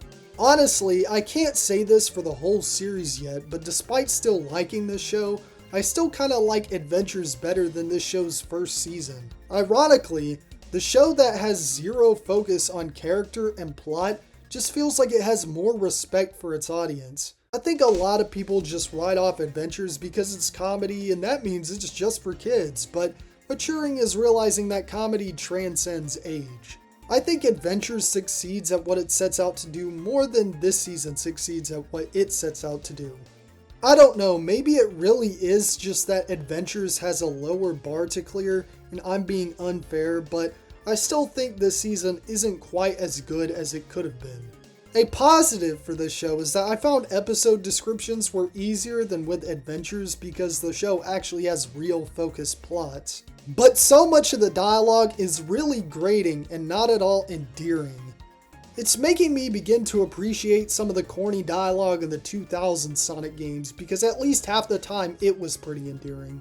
But I fully admit that this is more of a subjective thing than other aspects, as how endearing you find something is based more on how you feel and what you can tolerate as a person. Just, in my personal opinion, it's really painful to sit through. Also, I felt like pointing this out, the show also feels like it's trying to be more Star Trek than Star Wars. And I like both, but Sonic's supposed to be more Star Wars. I hope you guys understand what I mean by that. But I hear that for the second season, they stopped having so many writers and narrowed it down to just 3 to keep it more consistent, so hopefully it's much better. And I've heard a lot of good things about Season 2. I know I watched all of it as a kid, but As was made obvious by my shocked response rewatching the series for the first time in over a decade, I probably should keep my expectations in check. Because I also hear a lot of bad things about Season 2, like them ramping up the comedic elements, which are the weakest part of the show so far, as ABC execs apparently wanted more episodes starring Antoine, and I remember hating those episodes even as a kid, and am not looking forward to them. But let's hope this season is mostly better than the first. But before I move on, I guess I have to talk about the elephants in the room. While this season was airing, the series received what could be considered the closest thing it ever got to a tie-in game with the game Sonic Spinball, as some of the characters from the show, technically the comic, appear in the game. I'll talk about the other plans for games based on the show when I'm done with the whole series. Though there are also unused graphics that were potentially meant for a localized version of the arcade game Sega Sonic the Hedgehog that were found in the game's files depicting Robotnik as he appeared in this show and the comics. However, it's probably more based on the comics, as the game would have been in development at the same time as the show. By the way, that game has the best version of Eggman. It perfectly balances out the horrifying menace and childish egomaniac aspects of the character. Anyways, I got off track. Let's move on to Season 2. This episode opens with an exciting scene of a freedom fighter named Ari being chased down, once again nailing the openings here. Then it's immediately revealed that he's actually a trap set up by Robotnik to trick the freedom fighters. Wow, talk about a twist. Listen, I know there's gonna be people in the comments saying I'm being too harsh on a kid's show, but dude, could they have been daring enough to shock the audience with a reveal later? But I guess they still keep his true intentions a mystery till the end, so Anyway, Sonic gets trapped in a pinball torture room. But didn't Sonic Spinball come out last year? No, actually the horrendous Game Gear version came out around the same time that this episode aired, so this was probably to promote that. Oh yeah, Sally now wears a shirt in Season 2. If this happened today, you all know what the response would be. Sally and Antoine's eyes have also been redesigned, and I don't know what to think of that. I can't rag on these designs too much, as they come from a time when there was no real template for what Sonic characters look like. Oh yeah, Rotor has also been redesigned. I literally forgot about this. He also has a new voice, and neither of his voice actors have ever really stood out, so I don't care much. It's also here that they introduce Dulcie the Dragon, and as you know, dragons cannot tell lies. Okay, jokes aside, why did this show need 3 comic relief characters? I guess she also functions as the freedom fighters' mode of transportation now though. Great! Her only unique trait so far is something that can be given to a literal object. However, just like Rob Paulson with Antoine, Cree Summer does her best with what she's given. Never heard of other freedom fighters. You literally met other freedom fighters, and this is literally a big plot point in this episode. I guess the Griff episode just isn't canon anymore. I sure hope somebody got fired for that blow. Despite my complaints, there are a lot of things that have been improved from Season 1 here. I also kind of like the real twists at the end. The freedom fighters successfully use a de-roboticizer on Bunny and decide to set out to use it on Uncle Chuck. It's really disturbing to see him without gloves. But things start going awry. Ooh. It's really effective how the 2 characters who are left alone with Uncle Chuck when he transforms back are Antoine and Tails. It makes it way scarier. The banter between Robotnik and Snively is also genuinely amazing in this episode. Snively? What color is my heart? I don't say a heart, sir. Exactly. This episode has the best writing the show has ever seen so far. Not by a little bit, no, by like a lot. The only part that bothers me is the whole trope of the screenshot flashback. I hate that kind of stuff. But this episode is amazing. Best episode of the whole show so far. Well, this hedgehog is never giving up.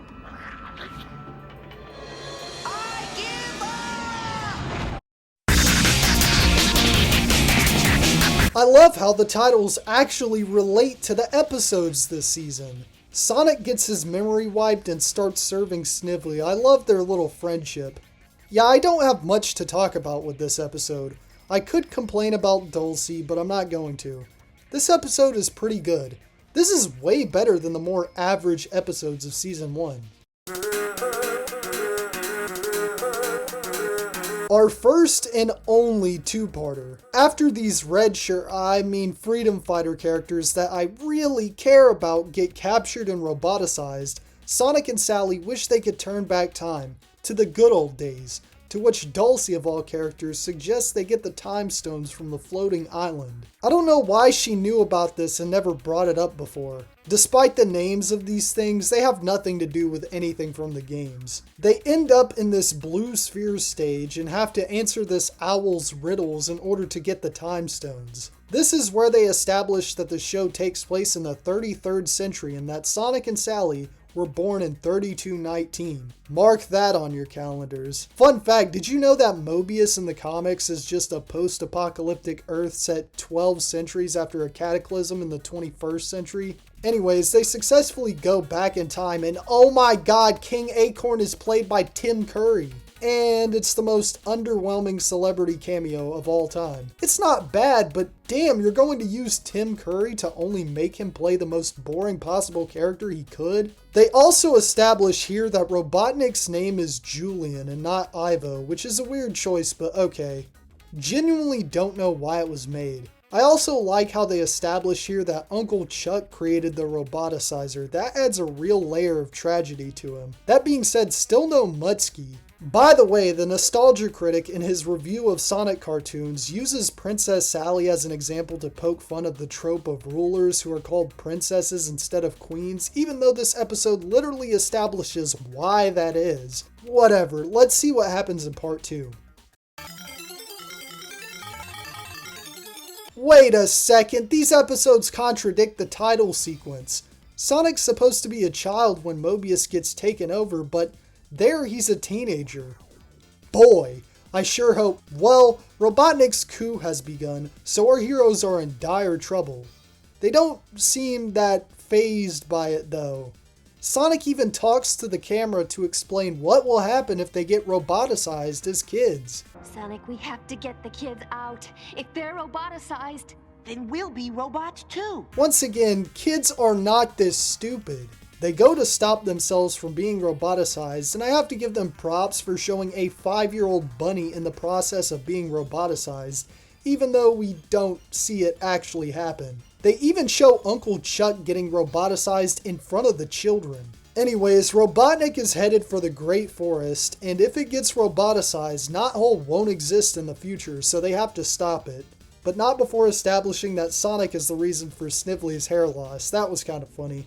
Now, I don't usually spoil these episodes, but we have a story to continue after this, so they just end up creating essentially the same timeline. Yeah, it's working on Sonic time travel rules. The only difference being that their nanny, Rosie, never gets roboticized. Why do I have the feeling this element will never return? Yeah, I felt they could have pulled these episodes off without the framing device of Sonic and Sally time traveling. It could have just shown us what happened in the past, but as is, these episodes are good. I'd rank the first one over the second one, but they're close in quality. So what's our first episode in the new timeline going to be about? It's our first episode composed of 2 segments, both starring Antoine. Oh no! In Fed Up with Antoine, due to a wacky misunderstanding, a biker gang worships Antoine as king. This episode is a real pain to sit through, but I will admit that the twist is kinda funny and makes it worth it. I'm not going to spoil it, but I'll just say it has something to do with the title. In Ghost Busted, Tails gets scared by a ghost story and starts thinking he's being haunted by a ghost. It's boring. The first segment is better because at least it had the funny ending. Once again, it seems that ABC demanded for episodes like this to be made, and I hate them for it. Oh yay! Immediately after getting 2 episodes revolving around the most annoying character, we get one revolving around the second most annoying character. Dulcie is going through Pon Farr and can't control her wings, which are attempting to bring her to the dragon's nest. Out of the way, Sonic! I gotta go! Hey, we all gotta go sometime. I love that this episode establishes that Robotnik sleeps in a pink bed. I think I vividly remember this episode just because of how much I despise the everyone laughs ending trope. Going into the show, I thought that was the worst it was going to get. That was not the worst it got. I was pleasantly surprised by this episode. It was alright, and it very easily could have sucked.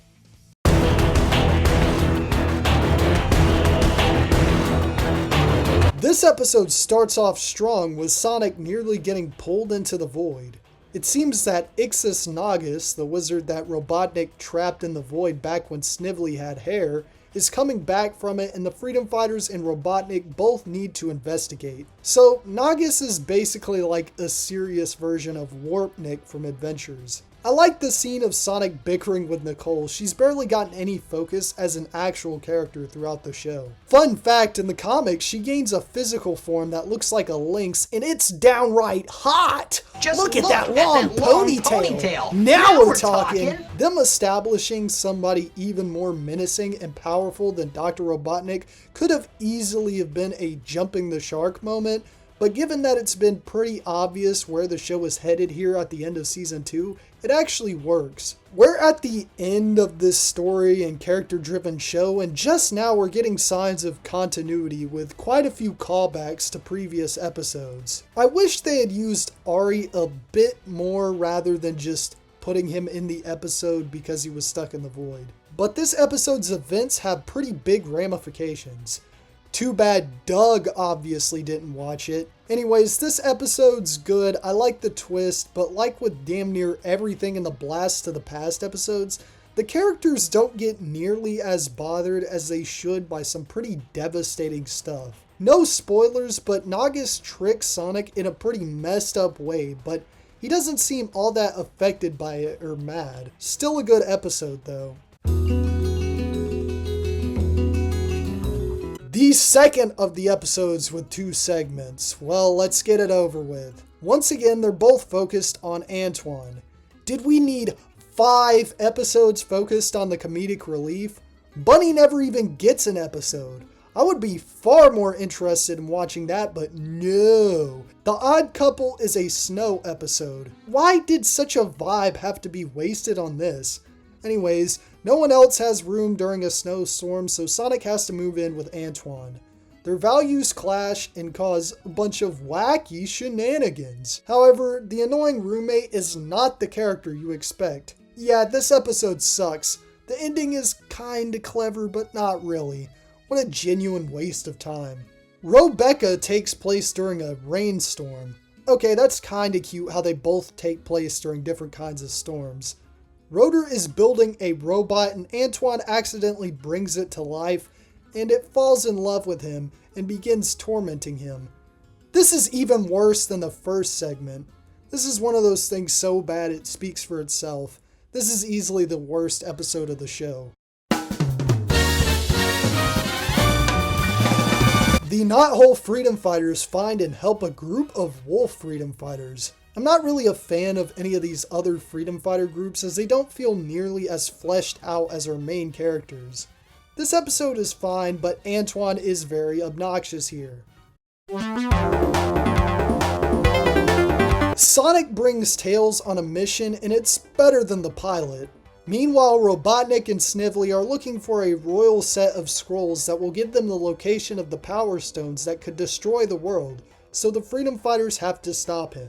I like the red sky backgrounds throughout this episode. They remind me of Batman the Animated Series. I also like how Sonic basically permanently altered Nicole's personality in the Void episode. That's actually pretty funny. They also establish here that Sally is only 16 years old, so that implies that the show takes place in the year 3235 and that Sonic is also 16 in the show. Fun fact, Sonic's original age in internal documents, written by Naoto Oshima and Hirokazu Yasuhara, Sonic's original creators, is listed as being approximately 18 years old. But in a promotional VHS tape for Sonic 3 released in Japan in 1993 for people who pre-ordered the game, it was changed to be 15 to 16. So this episode matches up with what was canon in Japan at the time. Here! Now we're talking! His age was later definitively listed as 16 in his character bio in Sonic Jam in 1997. However, in 1999, the Sonic Adventure Perfect Guide came out, and it included character profiles that listed his age as 15. This was later corroborated by the Japanese Sonic Channel website that launched in 2004, the English Manual for Sonic Heroes, and the leaked internal script for Sonic 06. It seems that they swapped around Sonic and Knuckles' ages from their Sonic Jam profiles. In Sonic Generations, Sonic has a birthday party, but his age listed on the Sonic Channel website never changed. Until 2022, when the ages were removed from the character profiles completely. Now it seems Sega is treating modern Sonic as fully adult Sonic and classic Sonic as baby Sonic, and neither are teenagers, which is lame. If you take anything out of this little rant, remember that the Japanese Sonic CD manual released in September of 1993 lists Amy's age as being 8. Remember what Sonic's age was at this time? In Sonic Adventure Perfect Guide and all future sources, they would change her age to 12, and Murder of Sonic the Hedgehog takes place during her birthday, but once again, by the time that game was released, they had taken the character ages off of Sonic Channel. Coincidentally, back to this episode, Tails is outright stated to be 10 years old here. His age was first established as being 4.5 in the episode Slow Going of Adventures of Sonic the Hedgehog, but in that same Sonic 3 VHS tape I just talked about, he was established as being 8, which has always been listed as his canon age in all future sources besides this episode. Hire me, Sega! I could have made a whole video about this, but I don't want my channel associated with something silly like Sonic character ages, just stuff like ranking every Sonic cartoon. Anyways, back on track. Tails finally becomes recognized as a real freedom fighter at the end of the episode. Shame there's only 2 left. Good episode. After his latest plan is foiled, Robotnik begins to realize that someone is spying on him. Rotor reworks one of Robotnik's vehicles he found into a spy craft that the freedom fighters can use to go anywhere, and using it, Sally and Bunny find out that Robotnik is on to Uncle Chuck. Meanwhile, Antoine ends up falling into the hands of Snively, who now thinks he's the spy. So in order to torture info out of him, he cooks French food badly. This is so stupid, I actually don't even hate it. This scene is hilarious. The acting from Rob Paulson and Charlie Adler is amazing here. Butter? Oui, oui. Oh, yes, oui. Butter. Margarine! Margarine! I'm not gonna spoil the rest of the episode, but it's one of the best so far. Oh wait, we're at the end of the show.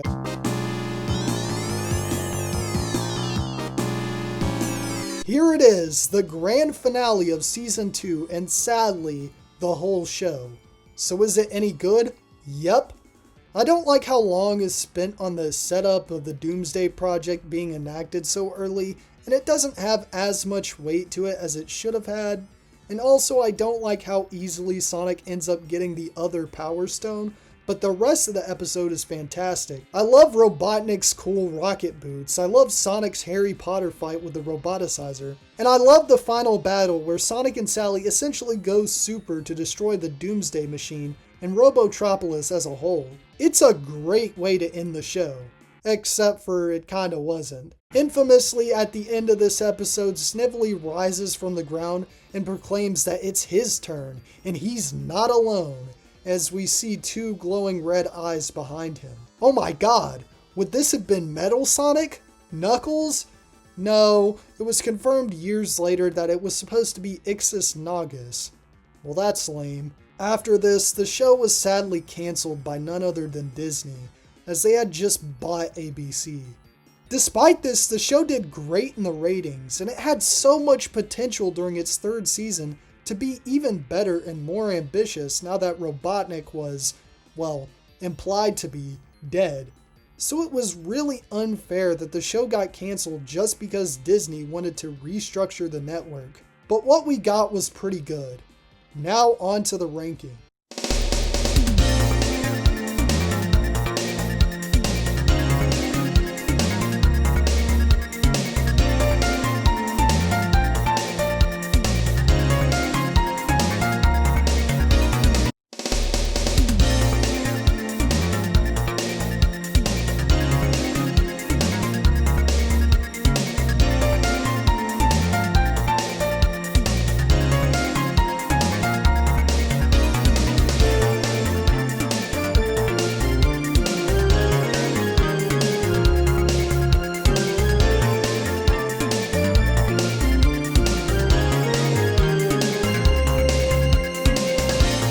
I really don't want people to lead this video with the idea that I hate this show, because I actually still really like it. I just don't like the very dated style of writing and how much the show talks down to its young audience, but for the most part, it can be looked past.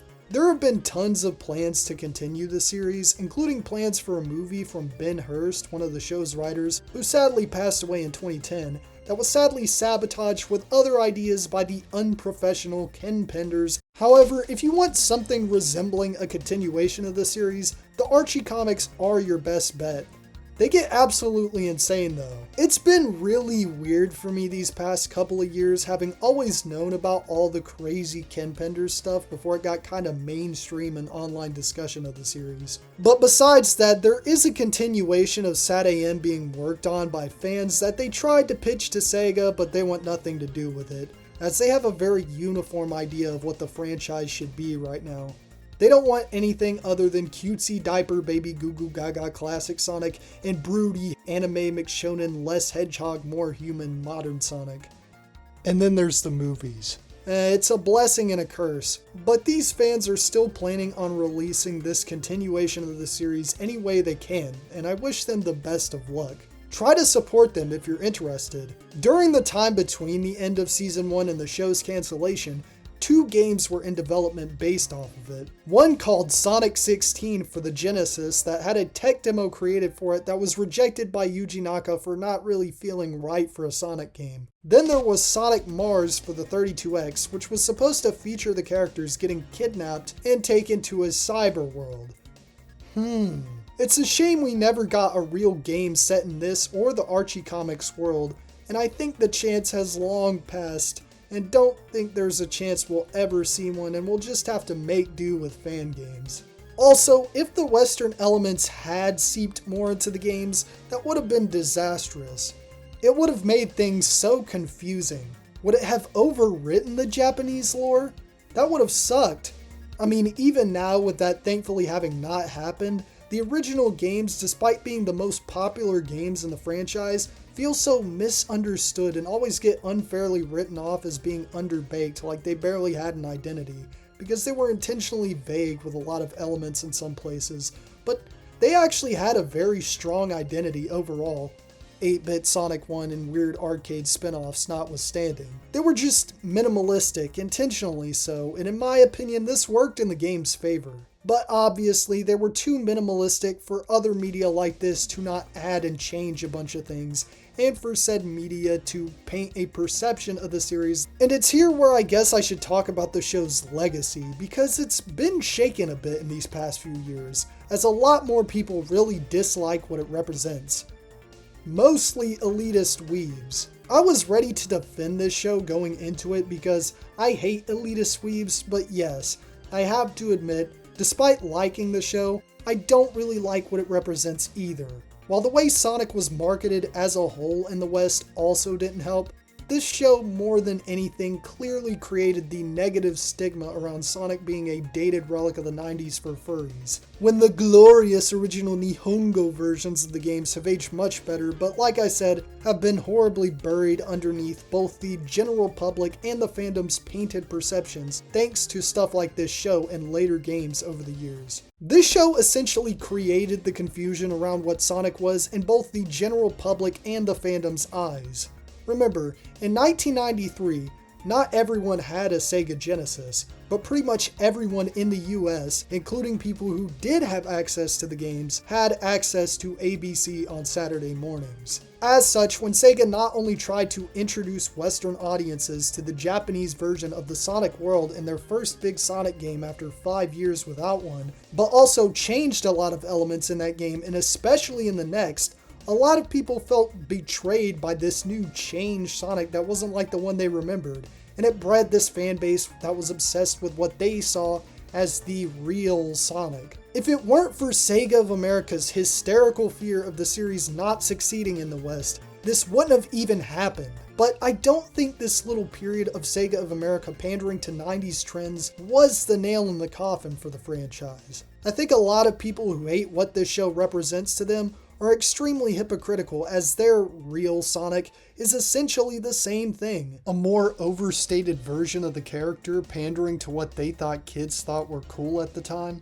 with a lot of generic and indistinct visual design in places, and I don't think the switch back to a Japanese-led Sonic would have been as jarring if they just didn't decide to redesign everything and introduce unpopular and unfitting elements into the franchise. One of the strongest parts of the original games is that they let audiences have their own interpretation of most of Sonic's elements while still having a strong identity. It's bad that they took away that core piece of the appeal and made their own definitive interpretation so prominent. This is fine if it's just other media. Like I said, those original games are a little too minimalistic to be adapted into other mediums. And that's why, while SatAM may have painted people's perceptions of the series, and to an extent this had a negative impact, I think this happening in the games was much worse. Sonic games didn't have to and shouldn't have went in a dialogue-heavy cinematic direction, because taking away that interpretive aspect took away a very core piece of the original appeal of Sonic as video game characters and stories. That's honestly related back to the appeal of video games in general. You're in charge. They don't tell you how to do Sonic. But I'm getting off track, let's talk about SatAM. Like I've said, if you look past what the show sort of represents, you'll find a charming little 90s cartoon. But how does it rank in comparison to Adventures of Sonic the Hedgehog? Well, I'm not going to be able to dodge the contrarian allegations. I think Adventures is the better show. SatAM has way more downright bad episodes, which is not good when it has only 2/5 the episodes that Adventures does. I just think Adventures succeeds at what it tries to do more than this show succeeds at what it tries to do. Once again, I'm fully aware that Adventures has a very low bar to pass, but with 65 episodes and most of them being pretty good, I think it's the better show. Obviously though, if you don't like the style of stupid dum-dum humor that show goes for, then I definitely recommend watching SatAM over it. It is a good show. Now what's next? The OVA? Oh, right, I'm not reviewing the OVA because it's only 2 episodes. Okay, what comes after that? Oh, God, no! They made a vow their mother will be found. Sonic Underground! Sonic Underground is the show I've been dreading the most. I remember watching this show a little bit when I was a kid and then getting bored and not even getting halfway through it. If a Sonic show makes a 10-year-old bored, that's not a good sign. I just have a feeling this is going to be the worst show that I watch for this entire project, from what I've already seen, but I'm still willing to give it a chance. Sonic X and Sonic Boom don't get as bad as this from what I remember, but I haven't seen Sonic Prime yet. Maybe that's worse, but I highly doubt it. This show probably has the most unique premise for any Sonic show though. It follows Sonic and his 2 siblings, Manic and Sonia, as they search for their mother, Queen Alina. Yes, Sonic is royalty in this show.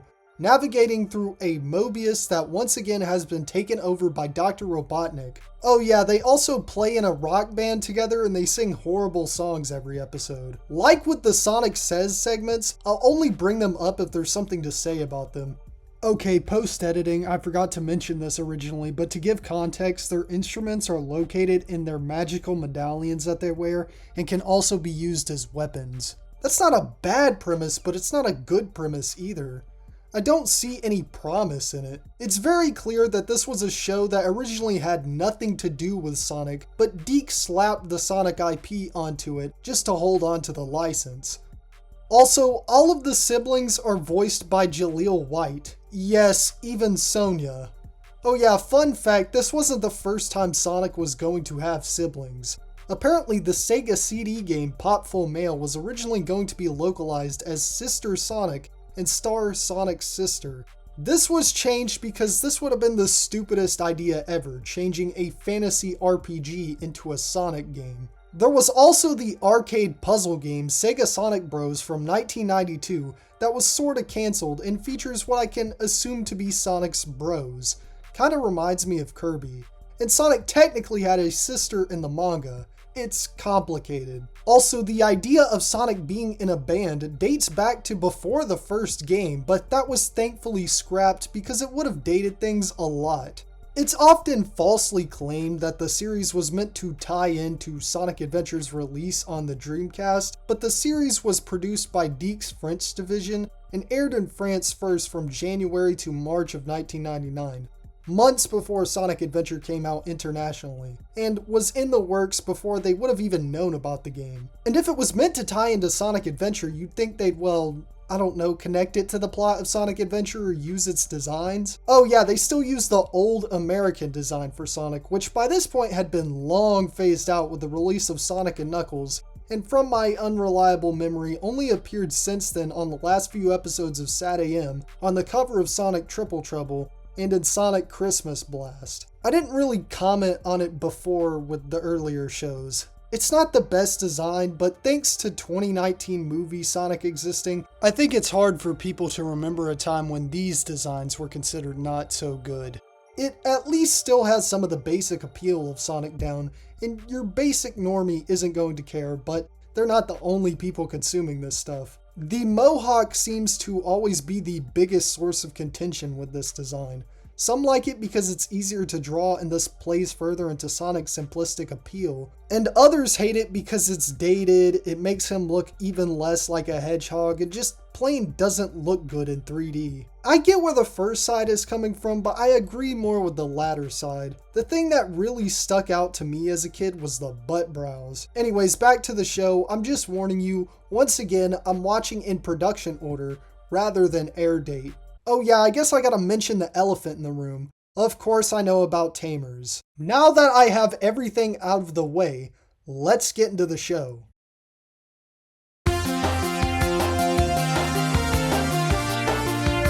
Yes, they really used Comic Sans. Also, the theme song slaps, I have nothing to add. Anyways, this episode serves to tell us what the theme song manages to tell us in a much more entertaining fashion in less time. Ironically, it feels more rushed though, but I guess they also need to explain exactly how the siblings get back together. Also, Uncle Chuck is here. I don't remember that, but that's interesting.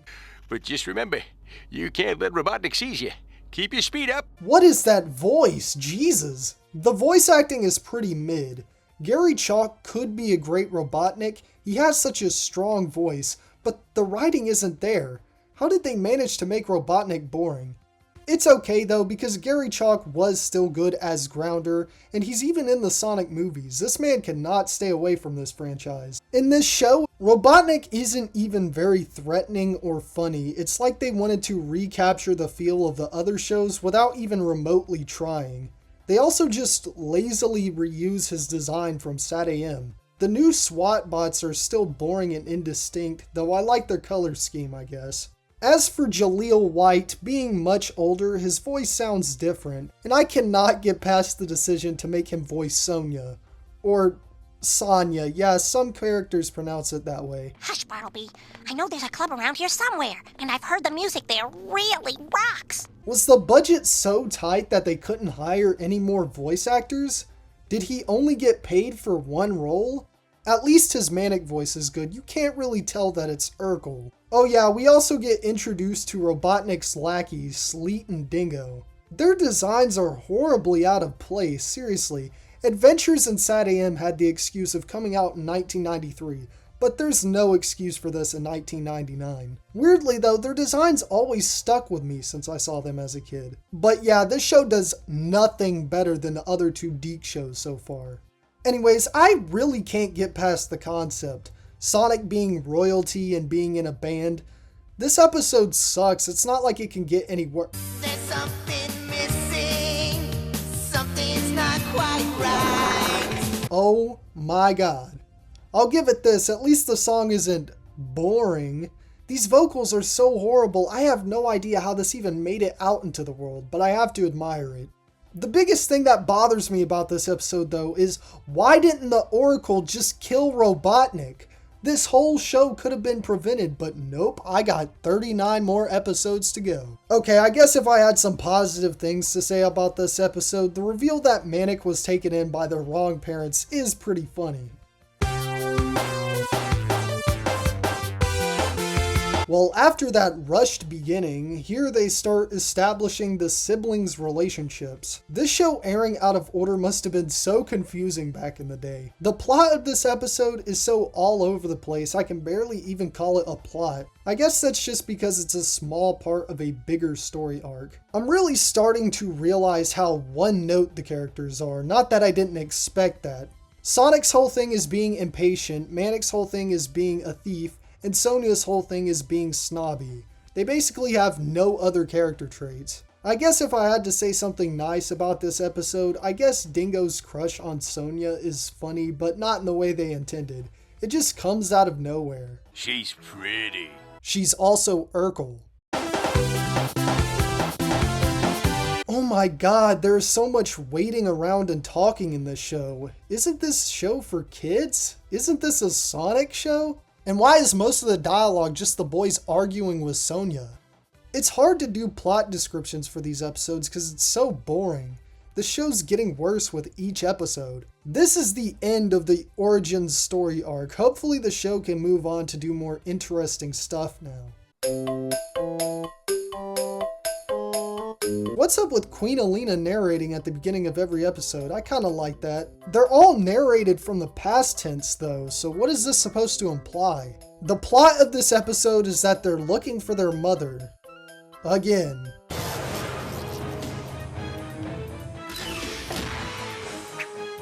What the hell am I watching? Did Sleet just turn Dingo into a baby and throw him? This show has to be amazing on drugs, but unfortunately, I'm left with the task of trying to make sense of all of it in order to review it, which seems to be the worst possible way to watch the show.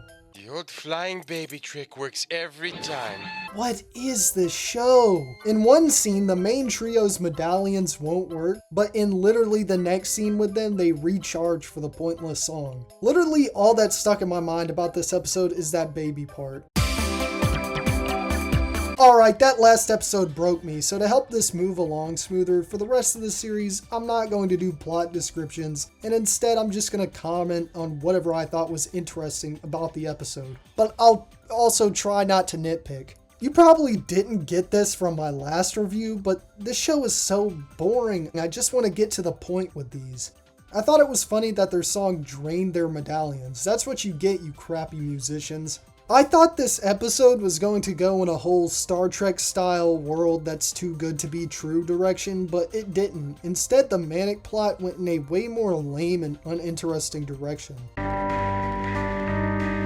Oh my god, Martha Moran's back! The nightmare sequence in this episode is pretty terribly done. I love how the song comes out of nowhere, and the song is the first one sung by a character outside of the main group. However, it has to have the worst message of any of these Sonic shows. Adventures had the running away from home and recycling stuff, but this song is about how money can't buy the things you need. teaching children the very real and true and not at all false lesson that necessities don't have any monetary value placed on them, only the unnecessary excesses. And at the end of the song about how indulging in excess is bad, the character's like, well, I won't stop, I'll just cut back. Martha Moran, I'm disappointed in you. Worst episode of the show so far. Another manic episode. This show's gonna cause me to have a manic episode. Dingo's disguised form should be funny to me, but nothing's going to beat the baby. They peaked too early with that. Why is baby stuff always so hilarious in these Sonic shows? Sure hope this show doesn't have a baby episode in the future.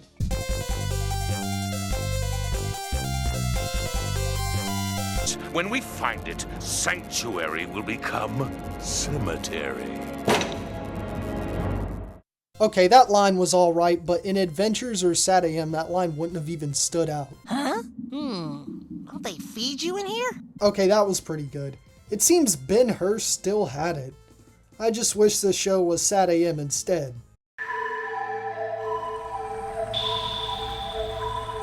Ooh, Sonic has to overcome his fear of water.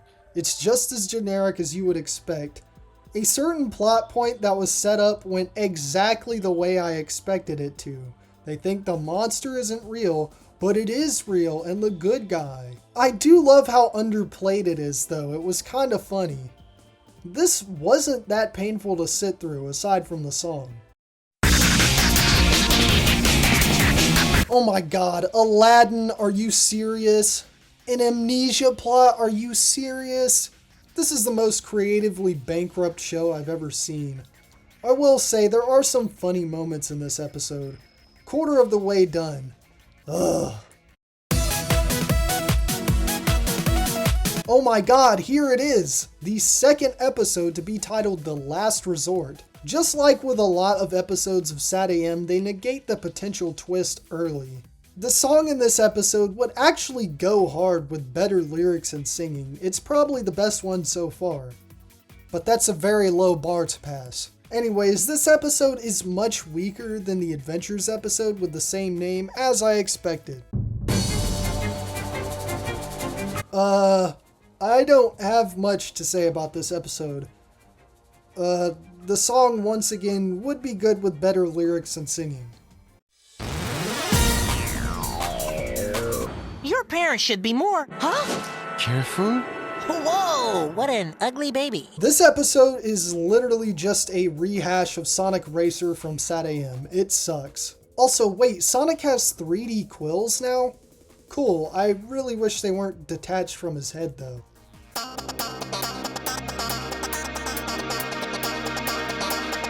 Oh my god, Dracula, are you serious? This is the most creatively bankrupt— There's the castle. Isn't it beautiful? If it has a bathroom, it is.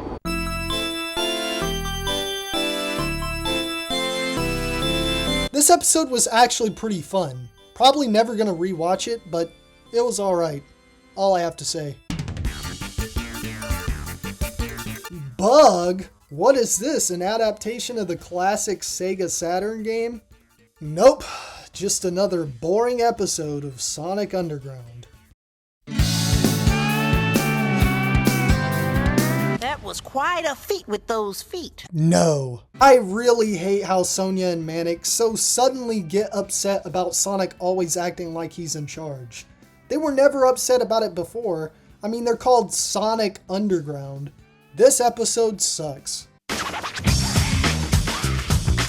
I've been waiting for this episode for the longest time. You know why? Knuckles! I kind of forgot this was a Sonic show for a bit there. You wolf faces should have stayed home. Now you get to beat dinner. Yeah, Knuckles' voice is not very good.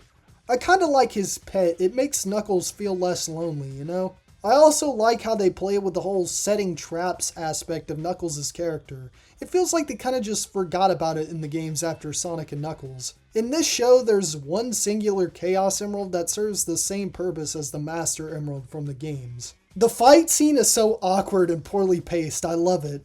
This episode weirdly has a lot more animation errors than the other episodes. I like this episode a little bit because it's mostly just dumb fighting between Sonic and Knuckles. The song's also the first good one. I actually liked it. The singing didn't even sound that bad. It actually kind of fit with the song. People don't always say what they mean, and things are not always what they seem. I also like the ending with Sleet and Dingo. This was actually not that bad. Yay, Knuckles doesn't even appear in this one. Boring. You get the drill. The Oracle's back. The rats during the song are kinda funny, but this episode sucks. We're halfway through.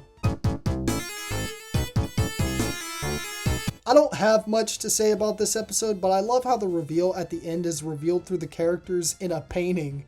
That's so stupidly funny, and it's the only interesting part of the episode. Say, since they're looking for their mother, where's their father? What about the bait?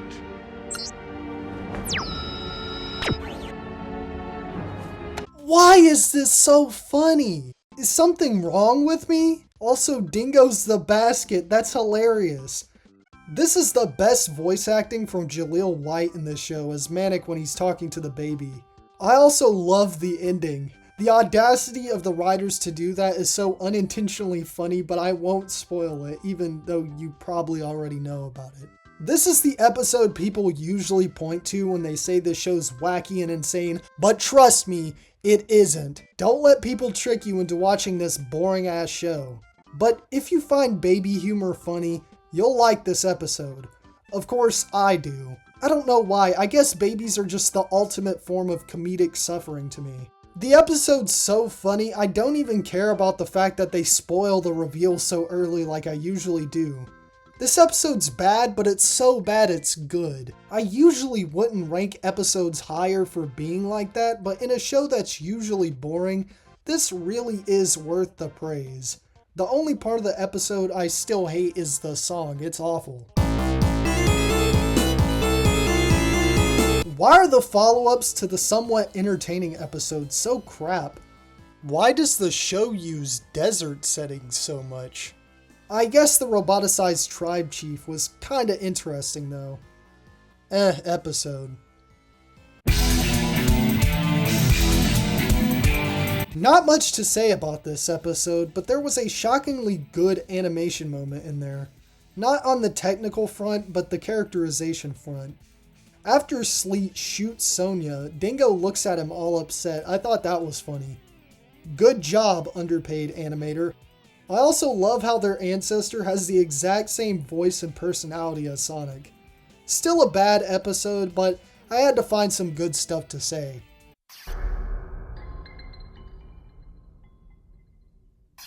The triplets meet their uncle. So is Uncle Chuck related to Alina or not? Whatever, spoilers, this dude isn't their actual uncle. I like how the characters are shocked like we're supposed to know this guy. This episode also has one of the worst breakups I've ever seen. It was very unbelievable. No surprise, another bad episode.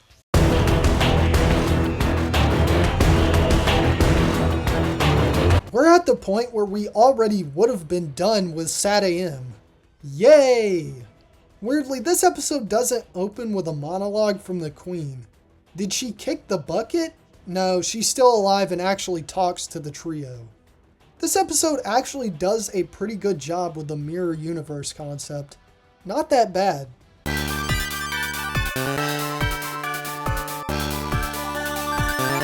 This was the first episode aired, but outside of that I don't have much to say about it. This one wasn't so bad. Knuckles! The song tries to be some sort of reggae thing. I guess the writers didn't know Knuckles was going to be voiced by a white guy. Also, another Echidna character. Better hide him from Ken Penders. Anyways, this episode is the first part of a three-parter. Let's see how part 2 goes. This is better than the last. Fun fact, the first episode was aired in between these two episodes when they initially aired. What a mess.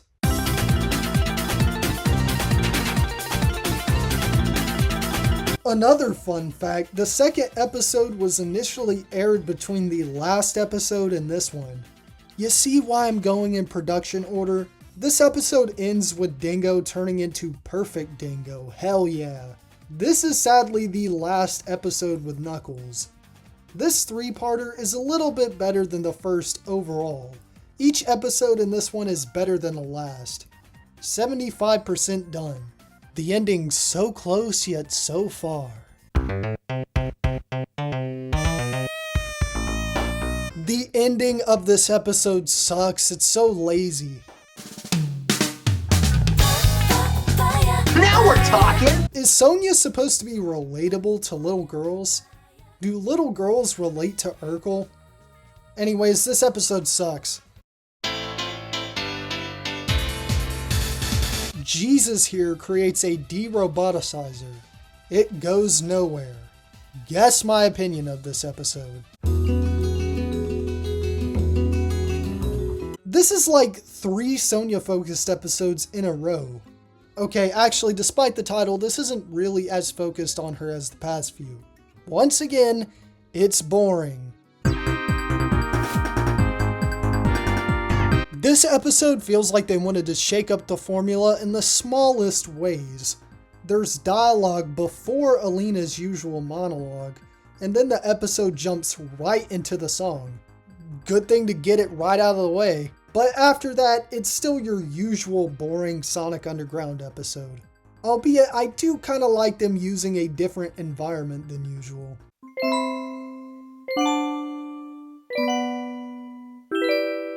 Boring.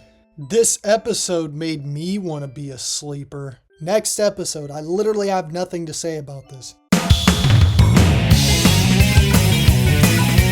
Okay, this stretch of episodes is more boring than the rest of the show already usually is. These reviews are gonna give someone alcohol poisoning from every time I say the word boring.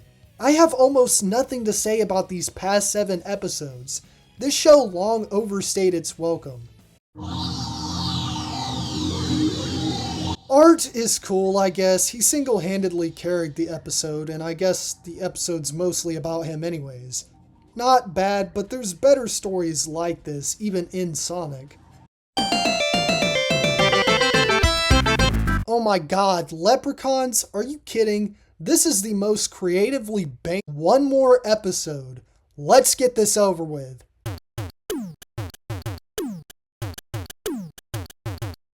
Will the prophecy come true? Nope. I think the Oracle was a false prophet. This is the last episode and the last one aired as well, but it's not a series finale.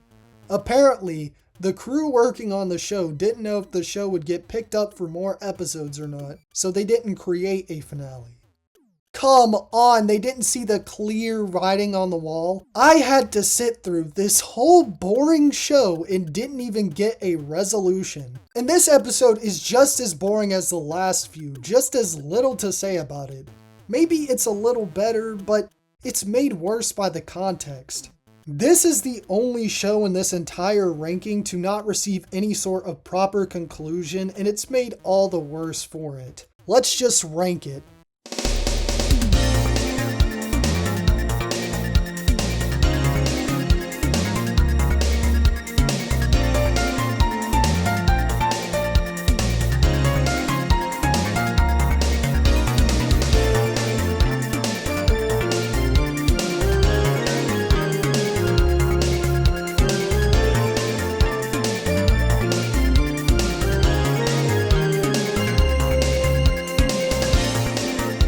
Now, as you finish watching this set of reviews, you may be saying to yourself, those were reviews? And I want you to know that this show is practically incompatible with this kind of review format. I actually did have more to say about a lot of these episodes, but those things were tiny little nitpicks like animation errors and weird voice acting stuff that aren't really worth breaking the flow of the format to point out. I want these reviews to illustrate how little this show has to offer. I literally said all the interesting stuff I could while not delving too much into nitpicking. I'm actually kinda glad I didn't have much to say about this show. Saved me a lot of work. But at the same time, I'm upset that I had to sit through 13 hours of this show and still ended up with almost nothing to say about it. And no, my opinion wasn't influenced by fatigue. I was rushing through Adventures episodes and I still enjoyed most of them. And I actually took about a month-long break between Sat AM and this show. The worst episodes of Sat AM are better than most of this show's because at least they're interesting. I know this show has its fans, and I'm actually genuinely curious to hear what they have to say since I gained nothing from this show. And I really did try to give this show a chance despite its dumb premise. I know there's fans of this show out there, but I've never seen anybody actually defend it before. For now, I can't comprehend not being bored by most of these episodes. I guess if I had good things to say about the show, I actually kind of like the dynamic between the siblings, even if they were really one note.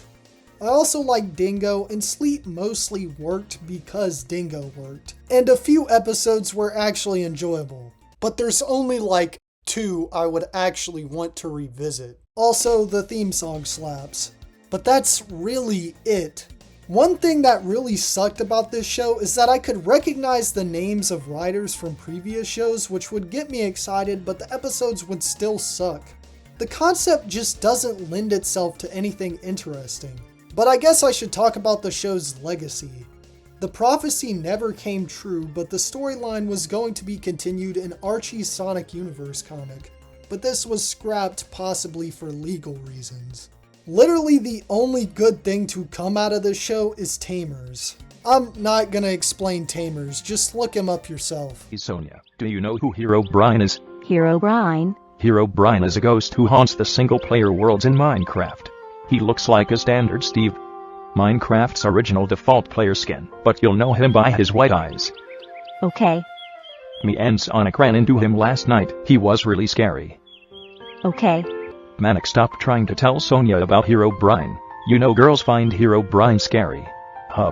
I don't need to tell you where this show ranks on my list. This is at the bottom. And this marks the end of DiC's time with the Sonic IP and the end of this video. The shows got worse as I went along, but I can at least recommend the first 2. Even though I like Adventures more, Sat AM is my biggest recommendation, but I'm pretty sure a little over half of you have already seen a decent chunk of it. Now for the future. I have over 200 more episodes to review, 60 hours to watch. This video is going to take a while to make. I'm not looking forward to Sonic X, ironically for the complete opposite reason as Sonic Underground. I'm going to have way too much to say with 78 serialized episodes with lots of things relating to the games, and this show has very vehement defenders. I will be watching the original Japanese version, and along with that, I'll have to talk about some things regarding the 4Kids version. But I am absolutely not watching both. However, I have no idea how I'm going to edit these reviews.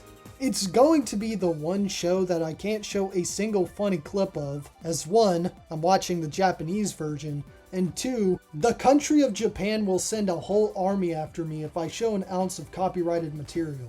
I've heard horror stories about how hard it is to review mainstream anime like this on YouTube, and my video won't just get demonetized, which I'm not worried about as I'm not there yet, but it'll most likely get taken down altogether. So I have 2 options. Either A, desaturate the footage and put like a sprite of a character on the screen to cover it up, or B, only show still screenshots. I don't know, you guys let me know. Also, if any other more experienced cartoon YouTube creators who have dealt with Japan's strict copyright on here have any advice, that would be really helpful. As for Sonic Boom, I'm also dreading that for 2 reasons, neither of which have anything to do with its quality or fandom. 1, finding footage of it, which I definitely will do legally and definitely have been doing legally, and 2, I have to do 104 reviews of it, and I feel like because of the show's comedic dialogue-focused nature, it's just going to turn into a funny clip fest. Even more so than my Adventures of Sonic the Hedgehog reviews. Then I get to celebrate at the end because Sonic Prime is really short. Even if I don't end up liking it, I'll still be happy that it's short. Only problem will once again be finding a way to watch it and use footage of it. What I want you guys to know is that it's going to take a really long time to make this next part, so be patient. I know some people may see it as e-begging, but supporting me on Patreon will help the second part come out even faster, and at all. Doing this video made me realize how lucky all these YouTubers who can pump out 2+ hour long videos every other month are. My lifestyle does not give me the time to make videos like this efficiently, and I hate it because I really wish I could. I've been working on this video for 5 months, and these past few weeks editing it have been the worst. I originally made that thumbnail as a joke, but now that is really how I feel. Thank you Hirokazu Yasuhara for perfectly illustrating my mental state after doing this project. For the next few months, I'm going to get back to the regular lost media stuff. I plan to take breaks over the months of August and October, so that will hopefully give me time to work on this second part. But don't expect it anytime soon. If it takes longer than a year to come out, I'm sorry. That's a situation I don't want happening though. I know there's going to be a lot of new people watching this, and if you are, I'm guessing you like cartoons and retro games. There's plenty more where that came from. Anyways, thank you so much for watching. This feels really anticlimactic. I need to go feel some sunshine after this. In January.